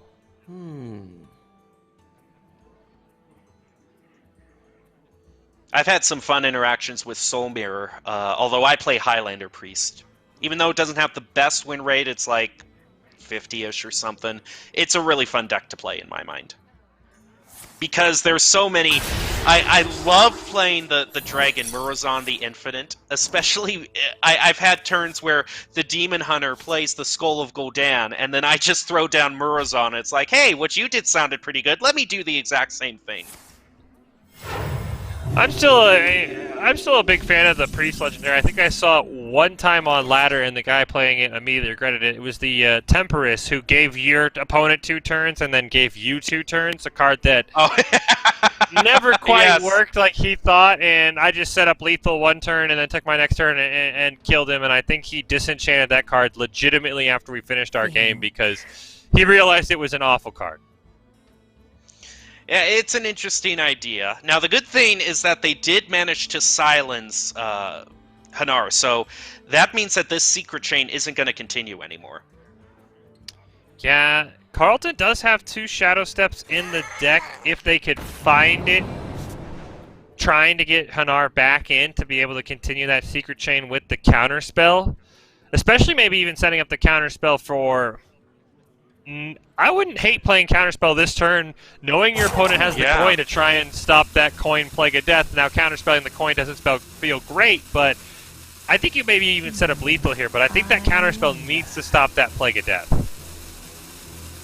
Yeah, if they don't play it right now, they can go into the play. Okay, okay, and then they're gonna set up Edwin. We had somebody in chat asking what the Galacrons are at for both sides. Gem Mountain, are you? Have you been tracking it? The Galacron, let me see. Just based on the general portrait I can see right now, at least for the Rogue, it looks like it's either not upgraded 1 or just upgraded for. It's either draw 2 or draw 1. It isn't fully upgraded. And I do believe the Priest one has been upgraded once, I believe. Not in the hand, though. See, there's the Shadow Step for the Hanar. Oh, no. But they don't have any secrets, though. They don't have any secrets to use it with. But I think if you are the side of Carlton, you have to assume that your opponent was going to coin Plague of Death. So I would get that Hanar out of there as soon as possible. Yeah, there you go. There's the 2 Galacron for the Rogue. Neither of those are huge value. I mean, it's always nice to get more lackeys, though, on 0 mana. That is true. But I think you Shadow Step the Hanar to set up your next secret chain and save him from going down, because that's really where you get a lot of the value in this deck from. Even if you have to hold on to it, I mean, what else do you really plan on Shadow Stepping? You don't have a Leroy Shadow Step combination, so I think Hanar being kept alive would be pretty huge. Well, they're lighting the campfire, licking their chops, knowing that they've got their prey in sight right now, because I don't necessarily know how this priest comes back from this all. Plague of Death. They could play Plague of Death, but it's a thing if they don't do the Hanar right now on the Shadow Step, they might regret it, which they didn't. Yeah, I would have definitely preferred the Hanar on the... They're actually not going to play the Plague of Death, which I think is very interesting. Okay, both teams are kind of subverting our expectations right now. Yeah, I mean, there's not a... I was going to say, there's not a great way for the Rogue to clear. You can't, of course, Seal Fate and Backstab.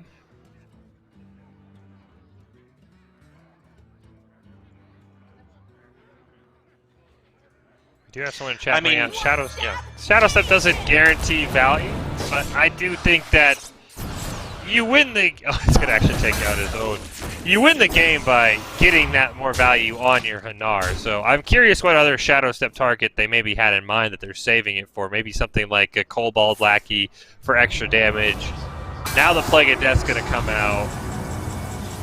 Yeah, I'm just curious what they're saving that Shadow Step for. I would think it's in the deck to do Hanar or Kronk. I guess Kronk's is there as well. Actually a really good play. But Kronk's isn't in your hand. I mean, what's the argument is it better waiting for secrets or is it better waiting for Kronk's? You never know. They both could be at the bottom of your deck, so it is sort of a toss up there. I would prefer for the instant value, but I understand waiting for Kronk's.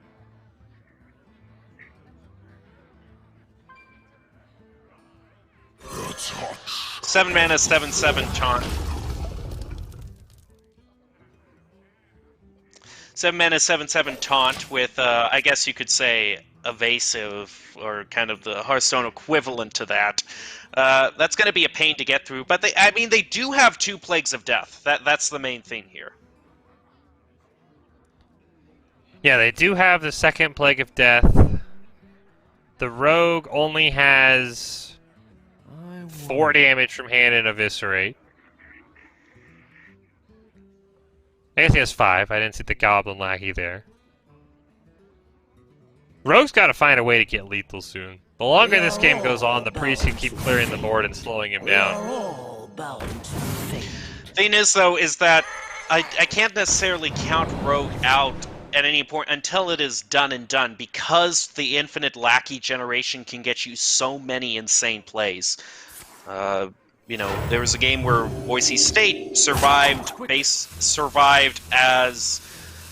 exactly against kind of a more control-y Priest as Galakron Rogue, because the lackeys that they generated eventually got them to use Togwaggle's scheme on a Kartut defender to keep themselves at basically enough health to mill the game out.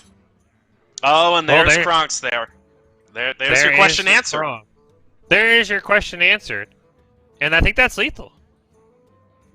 With the, yeah, you'll do the 5 damage to face, Shadow Step it back, play it again.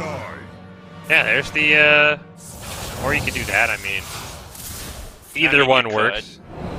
Either one is preferable. One is more, yeah, okay. You get 1 extra damage. Yep. Yeah. Chat wins. Chat wins because Shadow Step was saved. I'll give it to you, chat. You got it right. You got it right. I'll give it to you. Chat wins that game, and Carlton wins the series.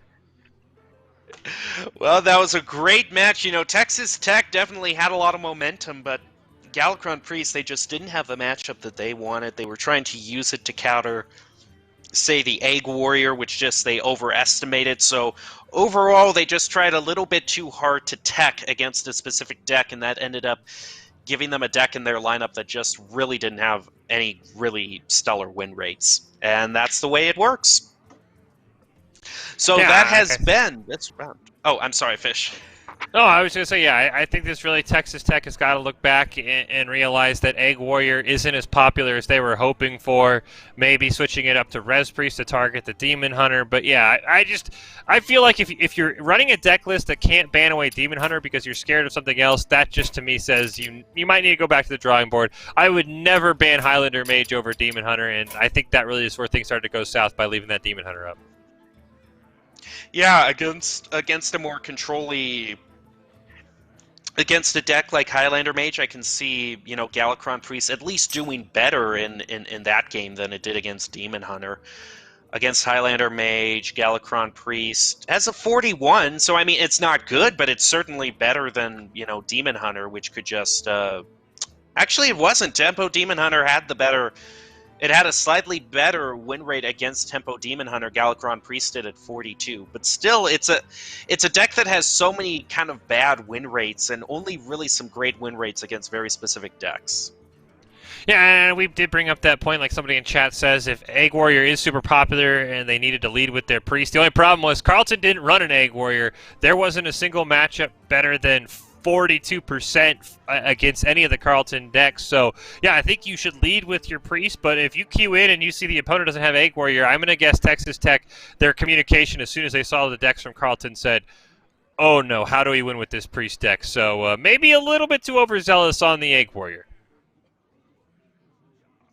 Well, you can see the next matchup that is going to be happening in this next match. Wyoming is going to be involved in this matchup. University of Wyoming, certainly to us here at Boise State University, a team that we keep very close with. They were one of the teams to come visit our esports arena to do a live match in person, which was really fun. So I'm not going to say I'm too biased for them, but they are a very friendly university with us, so it'll be interesting to see how they perform.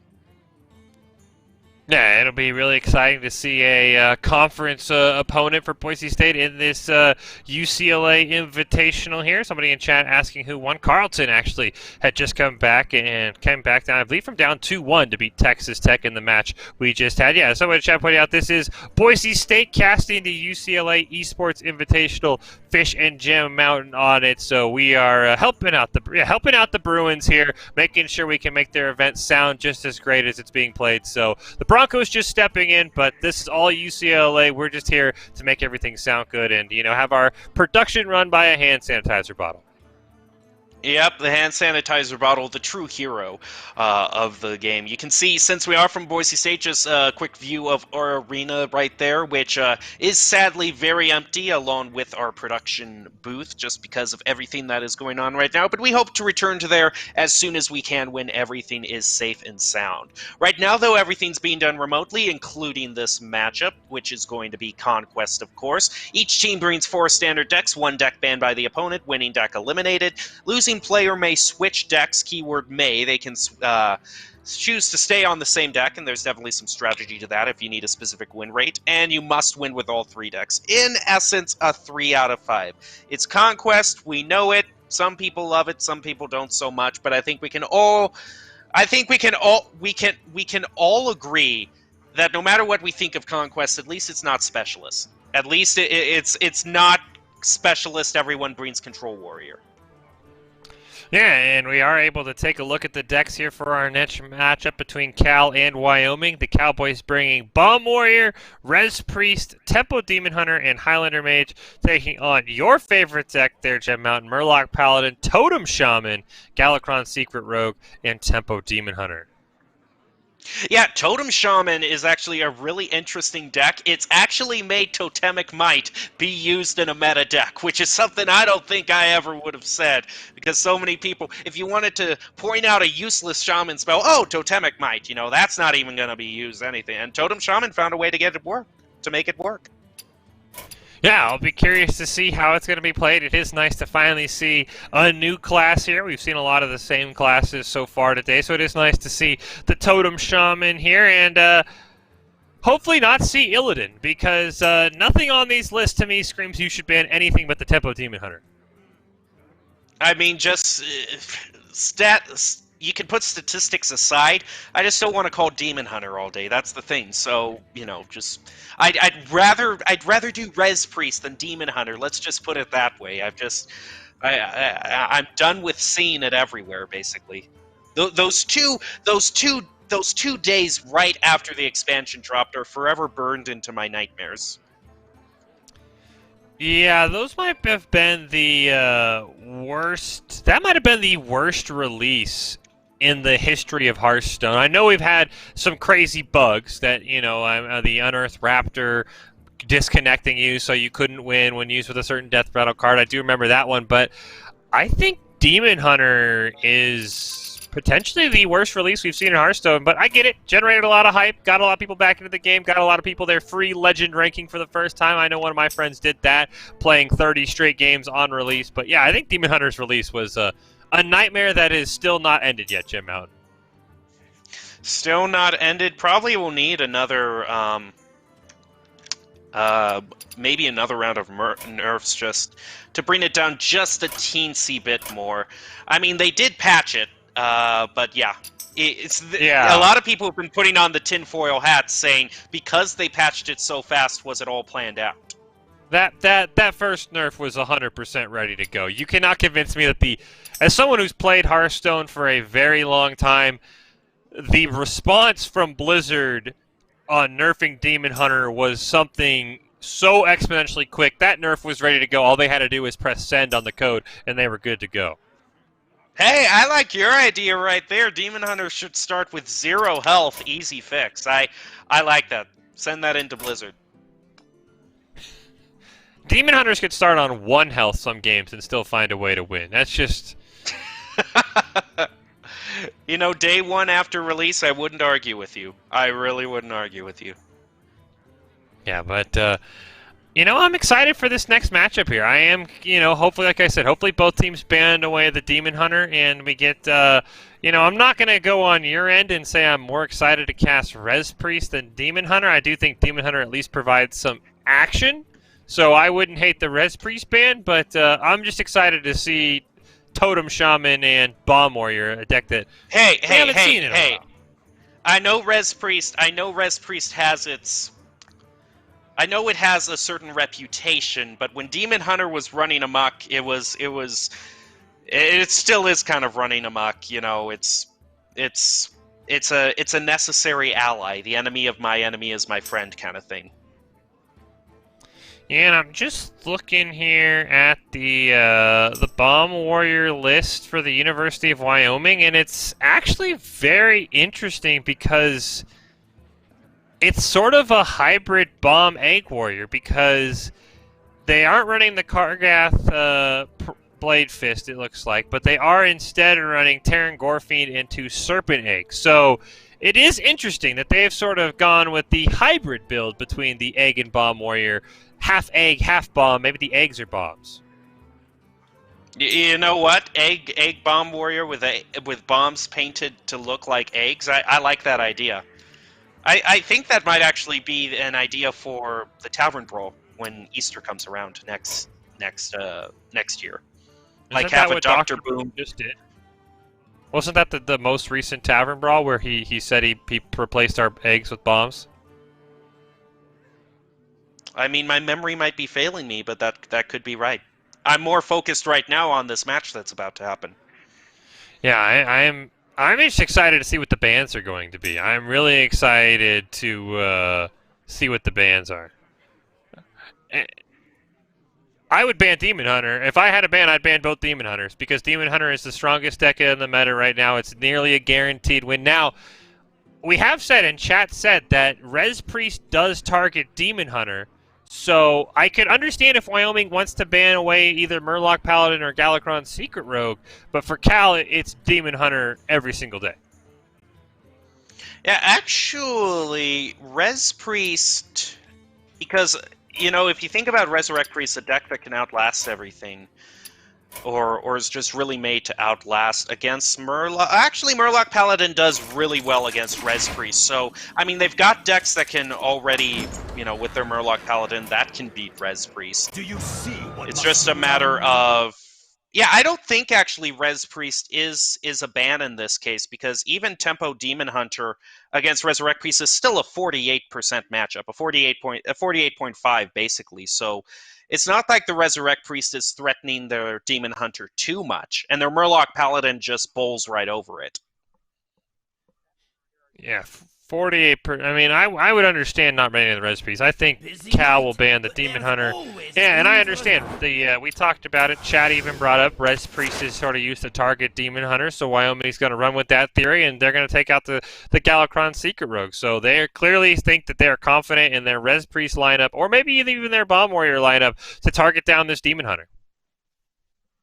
Right now, I'm also looking at the Totem Shaman win rate against Res Priest, and Res Priest is actually could be a big thorn in the side of Wyoming, because the best win rate it has is only a 52% win rate. Everything else it loses to heavily. The Murloc Paladin, has a 61.83 win rate against Res Priest, and Totem Shaman has basically almost a 69.5, basically a 70% win rate against Res Priest. The best that Res Priest can do is the 52% against the Demon Hunter. So it's a question of, do you queue with the Res Priest first, just to, even if you lose the first two, to get that one matchup where you can possibly win with that deck?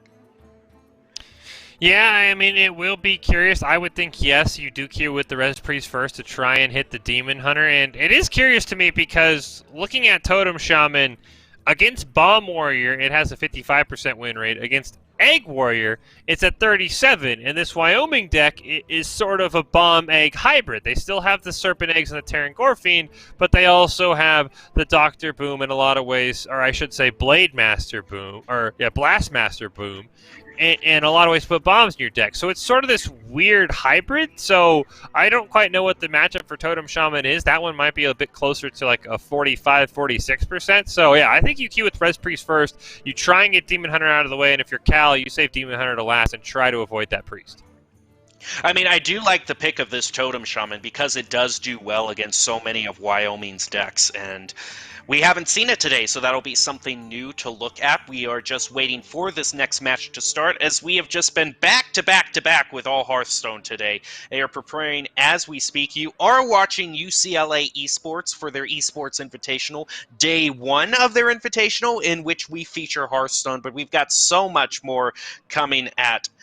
Can we also, I am hearing from our production, if we could get some love in the chat for this logo, just because of the appreciation. And I gotta say, our production pulls through for us so many times, Fish. They really do their best at making us look good.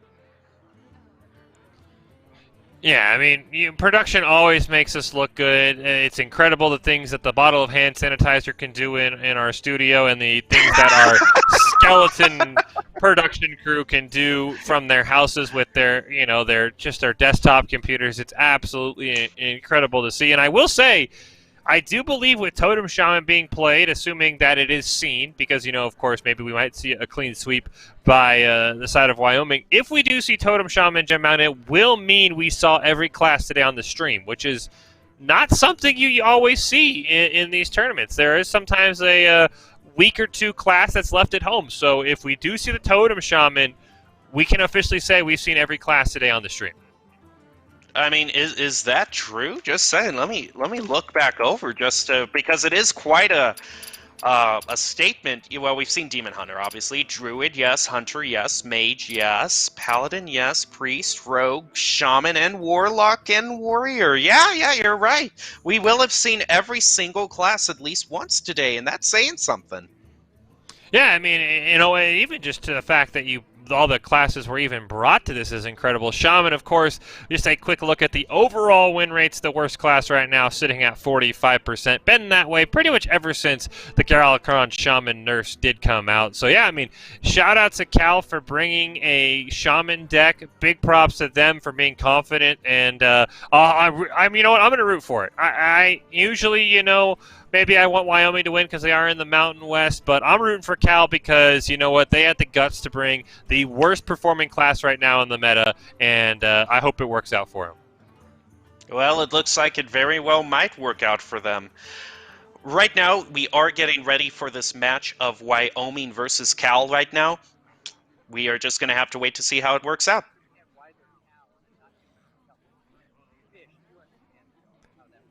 Yeah, I mean, there is I mean, you know what, I like the, sorry, Ole, I'm going to not root for Wyoming. But yeah, it is something sometimes brought up why they're not called the University of California, Berkeley, why they're just called Cal, and, it's because athletics rules everything, Gem Mountain, and that would just be a mouthful for anyone to say. Yeah. University of Cal Berkeley scores a touchdown. We just call them Cal. They have a great mascot, the Golden Bears, and, I'm sure they probably also, a lot of the UC schools like to drop that University of California, especially at the Division I level, just go with, Cal, stuff like that. So, yeah, that's why they're called just Cal, not the University of Cal Berkeley. And I think they also, want to make sure they separate themselves from UCLA, who's hosting this tournament, because that's the University of California, Los Angeles. It would be confusing if they're both the University of California schools, so that's why they go with Cal, and UCLA gets their cool little acronym.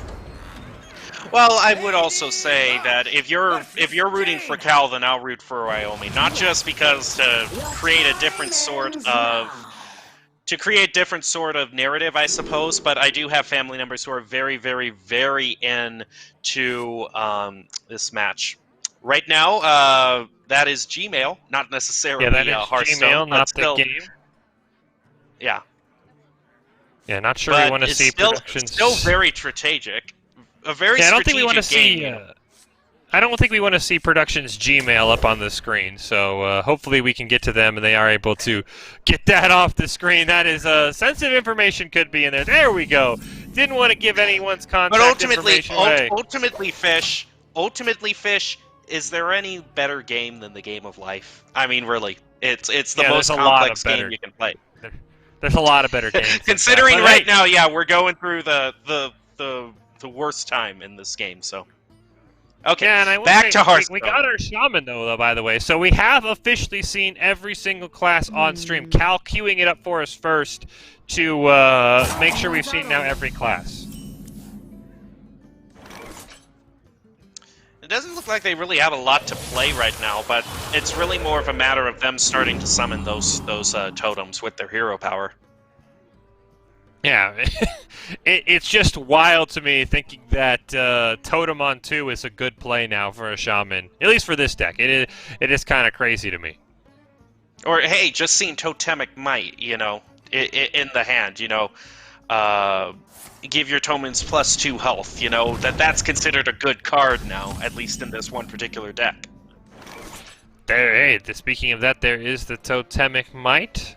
Totemic Reflection, though, of course, that's going to be brutal on that Healing Stream Totem if they want to use it now. Also, I was going to say shout out to Cal for going with the full gold deck, but unfortunately, that Guardian Og Merchant there, not golden. So, you know what? They lost a bit of respect in my mind. You're going to go either go full golden or no golden. You don't go for half gold. It's a common, too. You know what I mean? So it's not that much dust to make the golden version of it. No. I mean, looking at the deck list here for Cal, I want to see what the hardest card to be golden would be. Yeah, I don't know. There's not many high-level cards, and there's not many high-value cards. Yeah, you could easily make this deck all golden if you had the spare dust. But, of course, I understand a new expansion just came out, so you don't want to, you know, waste all of your dust on golden cards. Looks like if, by the way, I just want to say, Jim, it looks like if Protection saw, looks like they did get an invite by Olay there to spectate them, so we could get the Mage's Hand when we get a chance. Yeah, that would definitely be nice to see. Mage can be one of those classes that has the tools to clear the board if they can reach the period where they get up to Reno. But right now, this next round, you know, getting another totem now and buffing both of those up is going to create a really nasty board for Mage to deal with. Yeah, I mean, the Mage, the slower deck here for Wyoming, but once they find their board clears, looks like they do have... Actually, no, they don't have Flame Strike in their deck. They do have a Blizzard, though, the Dragon Caster, of course, Rolling Fireball, all very good board clears, the Frost Nova as well, so they have a lot of ways to deal with it once they get higher up. Or the Doomsayer, which I think should die. Or should not die, excuse me. I don't think Lava Burst should only be the only card that is able to take care of it here. So I don't know if they'll actually be able to remove it. Oh, no, they do have the Totemic Surge. They should actually, Lava Burst, Totemic Surge should be able to remove it. I don't... Yeah, that still works out, I think. No, because you can't attack with that totem. Oh, okay, they're going to use the... Oh, yeah. Okay, I was like, that totem doesn't actually clear because it can't attack. No, so... they know what they're doing. They do. They do. They're going to save the Lava Burst. They want to save the Lava Burst for the finisher there, the sort of the oomph at the very end. True.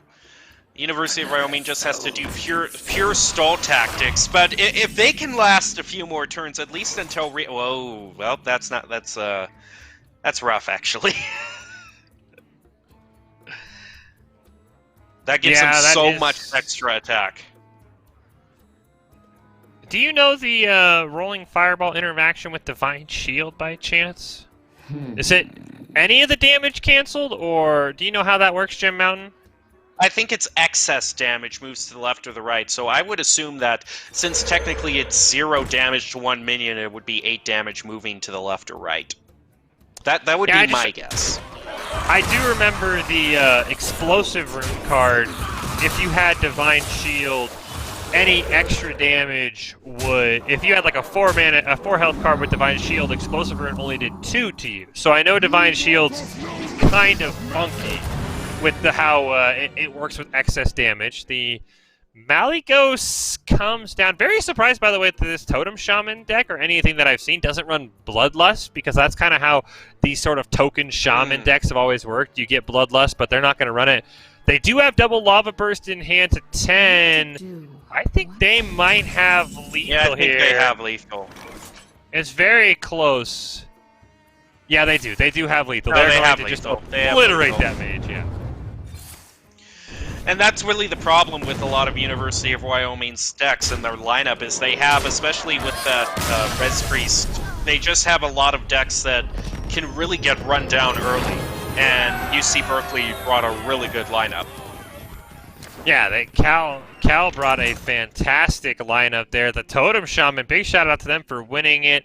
Definitely thought that Wyoming maybe should have started with their Res Priest, but now it's going to get even harder, because I think Demon Hunter and what's the other deck remaining for Cal here? The Murloc Paladin. Should have just looked on my screen instead of looking at the deck list. I don't know how the Res Priest finds a way to win here unless they get a good play against that Demon Hunter. Yeah, that's the matchup they have to have, which at this point, you know, do you just do Resurrect Priest just to hope that you get that matchup against Demon Hunter? Right now, you are watching University of Wyoming against UC Berkeley or Cal in this Hearthstone match for the UCLA Esports Invitational Day 1, which focuses on Hearthstone. So thank you everyone in Twitch chat for watching and supporting many, many esports teams, as well as both UCLA and Boise State Esports, who is helping out to bring you all this action right now. I hear the second match getting into, Fish. And there we go! Yeah, there is the Res Priest there. Hopefully we're able to spectate the hand of Wyoming this time, and maybe get a little better luck for them. But very interesting. A couple of cards we haven't seen today from Demon Hunters. Maybe just because they haven't drawn it, but with the number of Demon Hunter games we've seen, very surprised we see a couple of new cards here with the Shadowhoof Slayer and the Spectral Sight. Some cards that we haven't seen in the past. This is the most crucial game, I would say, in this whole match. The Resurrect Priest has to win here. It's just, they can't go up against the Murloc Paladin, which beats them basically 62%. This is almost a do or die for them. This has to be the match that they win. And drawing that Satyr, unfortunately, is going to put a lot of pressure on them early on. Yeah, it is going to put a ton of pressure on them. We'll see here. Looks like we should be able to see the Priest. There we go. Now you can see the Priest's hand. That's actually a huge start for them. Double Bone Rate to slow things down. Plague of Death as well. I think the Priest has to be very comfortable with the start. Yeah, I would have also liked to see a Breath of the Infinite, because it is such a good clear. It's basically a guaranteed board clear, especially if the Satyr is thrown down. Just that 2 damage to all minions is great. But those taunts would be good, I would think, except they have Kayn in their hand. That's the problem that for Demon Hunter, is that Kayn is just more than happy to ignore all those taunts. And especially if a big board is built up by UC Berkeley, then that Kayn can go in to do so much damage. Yeah, Kayn is gonna put a thorn in their side, but at least the Bone Race can stall a couple. They'll be able to stall for not even really one turn. Kayn would come down on the next one. But hey, I mean, you still have the Reborn, so even if Kayn comes down, you can use those Bone Race to start clearing off some of the other minions. But yeah, there's not a great way to deal with Kayn right now in the hand of Wyoming, and they have 3 taunts in hand, but I'm going to say that none of those taunts, as you mentioned, Jim, don't really matter.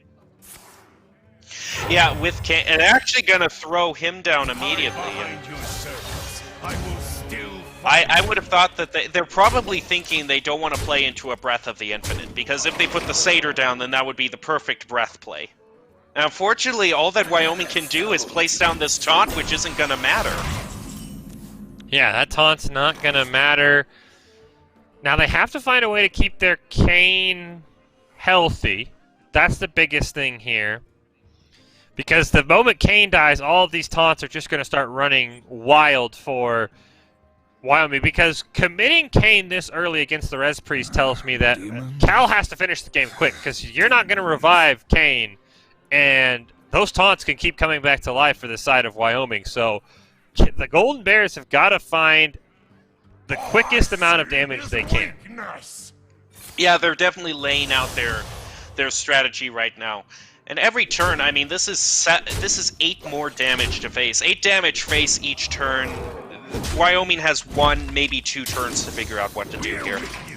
I think Wyoming has 1 turn here because that's lethal and then some. That's lethal. Wait, just that on 3 board. mana. That 3 mana. Wait, that 3 mana they drew. Is that the Breath of the Infinite? Yes, it is. That's just what they needed. Yeah, that is actually just what they needed. Now, can they get crazy with an Altruist combo here? They'd have 3 cards. I don't think so. Give them 3 damage. No, they can't get very close. I thought maybe Altruist could do something crazy. Yeah, I mean, the problem is they still can't get rid of Kane. The Demon Hunter can just clear off the Bone Wraith, and the next Bone Wraith isn't going to do anything. So I still think Wyoming, even with that Breath of the Infinite, they're going to need probably a second Breath of the Infinite. Let me make sure, see if they run one here. They do. They're going to need another Breath of the Infinite or a Penance to be able to survive this. In the shadows. Yeah, they're really relying on top decking now, and they have to decide. Not even decide, they just have to hope at this point. The Sandhoof heals them for 5, and that brings them up to 15 out of lethal range, so they might just plop that down to buy themselves 1 more turn. Yeah, I do say I don't really agree with wasting the... Well, they didn't waste the Twins. They didn't use the Twin Slice last turn, did they? No, they did not. I thought they did for a second. But yeah, and someone pointed out the Sandhoof might hit the taunt. It's not a guaranteed heal, by the way, Jim Mountain with the Sandhoof, because their Bone Wraith is... Yeah, but what other option? Who's thirsty? Well, there isn't another option, unfortunately. And it hits the taunt, so that's game. Oh, that's tough. Yeah, that's 100%. And they craft...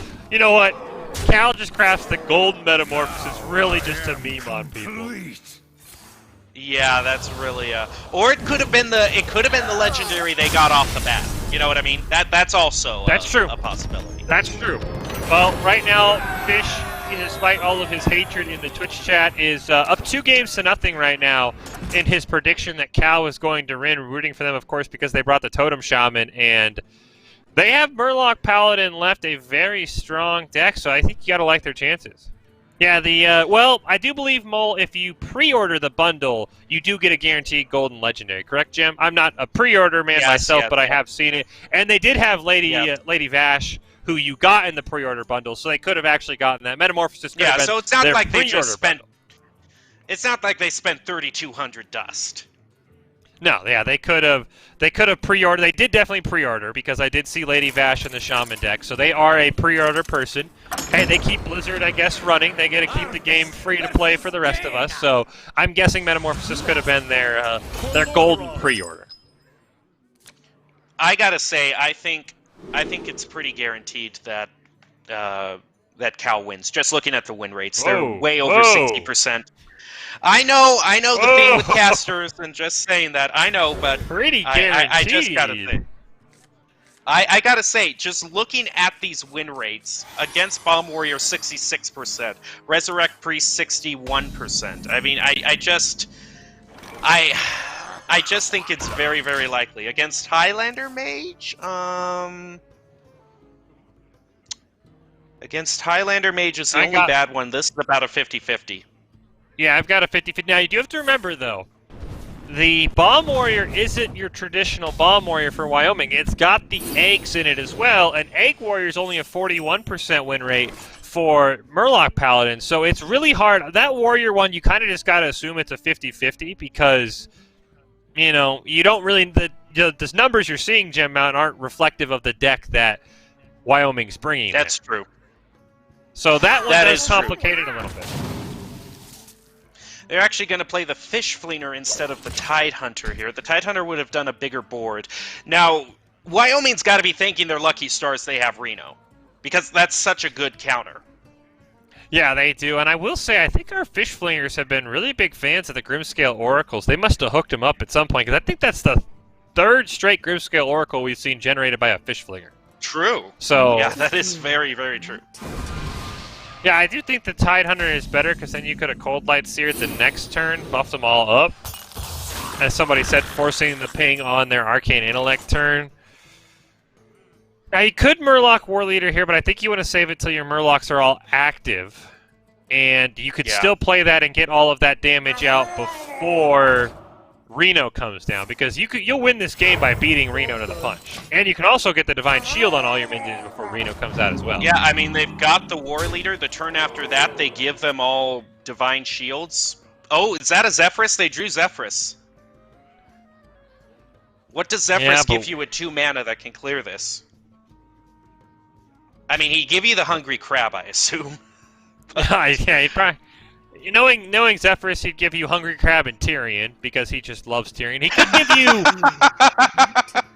Yes, just any time he just gives you Tyrion. Now, I don't think they would survive, but he could give them the Chaos Nova, which would give them the clear next turn. But other than that, Explosive Trap wouldn't even work. Yeah, Zephyrus wouldn't have a great answer for this besides the Hungry Crab. I think it's over. I really do. I think this is... What did I tell you, Fish? I said it was pretty much guaranteed. And this is the best matchup that Wyoming had. This was a 50-50. Yeah. And you don't have... They don't have the Dragon in hand to activate the Arcane Breath to try and hit a Frost Nova. Well, they do have enough to survive, at least. They have enough to survive.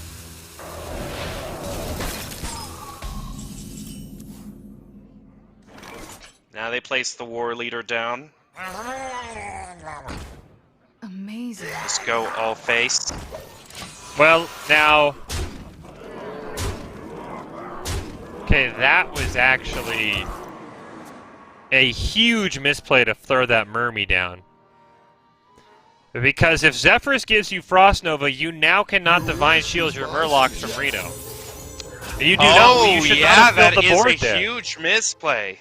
Yeah, you should not have filled the board there. Now, Reno's not going to clear, but yeah, you should not have filled the board. That was a huge misplay on the side of Cal there, getting a little too overconfident. I mean, it's still pretty much in their favor, but you don't want to make that bad of a play there. You win this game if you get your Scale Lord down.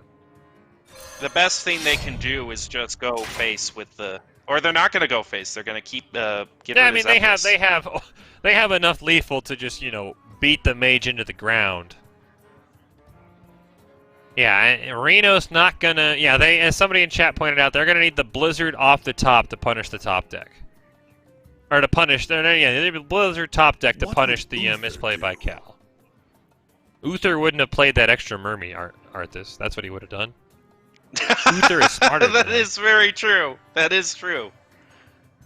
Uther shows patience. Arthas is out here trying to cleanse Lordaeron from the plague. I must act now. What would Uther?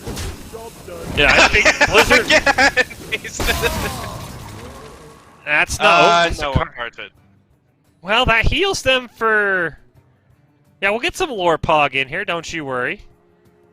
Karthue would heal them for what? 6 plus 5, if you count the extra healing that it takes to kill it. Karthue might keep them alive. It'll be really close. They've got a Karthue, but I don't know if it keeps them alive. I don't think it... Well, if we look at their entire board here, they could, sacrifice one and give them the 1/1. Yeah, it would heal them to 18, plus it would absorb at least 5 points of damage. Looks like they're going to try for the Conjurer's Calling instead, try and hit a taunt. That would be great if they were taunts, but no, neither of those are taunts. Cal is going to take that one a clean 3-0 win for the Golden Bears, and really just punishing that Wyoming for bringing a lot of slow decks and never letting up. Yeah, that's probably the quickest round thus far. UC Berkeley just taking it. I'm glad that I was able to get a prediction and not have Caster's Curse affect me there. Because I did such a huge thing for basically saying guarantee, and it actually worked out in my favor. I will say, you did a good job with that. I am just going to give myself a shout out because I also predicted Cal was going to win before it even started, and they absolutely just ran over the Cowboys. So, I'm just going to say that. I did think Cal was going to win. I only rooted for them because of the Totem Shaman. I had no idea player skill on either side, but the Totem Shaman came through as we look here at the UCLA Esports Invitational Day 1. It was a lot of fun with Hearthstone. We had a lot of crazy matches. Well, yeah, especially for all the flack that you got in chat for really coming out on the side of UC Berkeley. That's certainly a performance that just kind of shuts down all the critics. Yeah, and, I just want to give a huge shout-out. Somebody saying shout-out to BSU. They're casting, hosting, streaming for UCLA. And, hey, we like to talk to chat. We love having chat. It's a lot of fun when chat can prove me wrong like they did, I think, once today. Other than that, I was undefeated. So it was a lot of fun, Chim Mountain. Hearthstone's a lot of fun when you have a chat. It's a lot of fun. I would not call myself the Stephen A. Smith of esports production. I think people like me a little bit more than that, and I don't also yell that loud. But, yeah, okay, I just want to skip. thank You're the skip That's Bayless. even worse. I am not the Skip Bayless of this either. You're insulting me at this point. Always the contrary opinion. You just got to Yes. find where the contrary opinion is and get on it. Yeah, but huge shout out to you, Gem Mount, for being here with me. Huge shout out to the chat for keeping it entertaining, and it's been a fun day one. It'll be crazy to see what happens the rest of this tournament, or invitation, I should say. Excuse me. Yeah, there has been a lot that's been going on during this invitational. It has been fun to call all these Hearthstone events. I gotta say, that's probably the most explosive finish I've seen to the end of a Hearthstone day, just going out with the most forceful 3-0 I've had. So, really fun to call all this. We want to thank UCLA for allowing us to cast all these matches. And again, another big thanks to everyone in chat for engaging and watching. Thank you to you, Fish, for joining me, and thanks to production as well. As far as I know, that is going to be the end for day one of the UCLA Esports Invitational. But like we said, it is going on throughout all of the weekend, so you're going to want to keep tuned here to the UCLA Twitch channel to find out everything they can. And also, if you want to, tune into the Boise State Esports channel if you want to see more of Fish and I and all the games that we play as well. Two great universities that you will definitely want to support their esports programs. That's going to do it for us today, though. Thank you for watching, and you have a good weekend.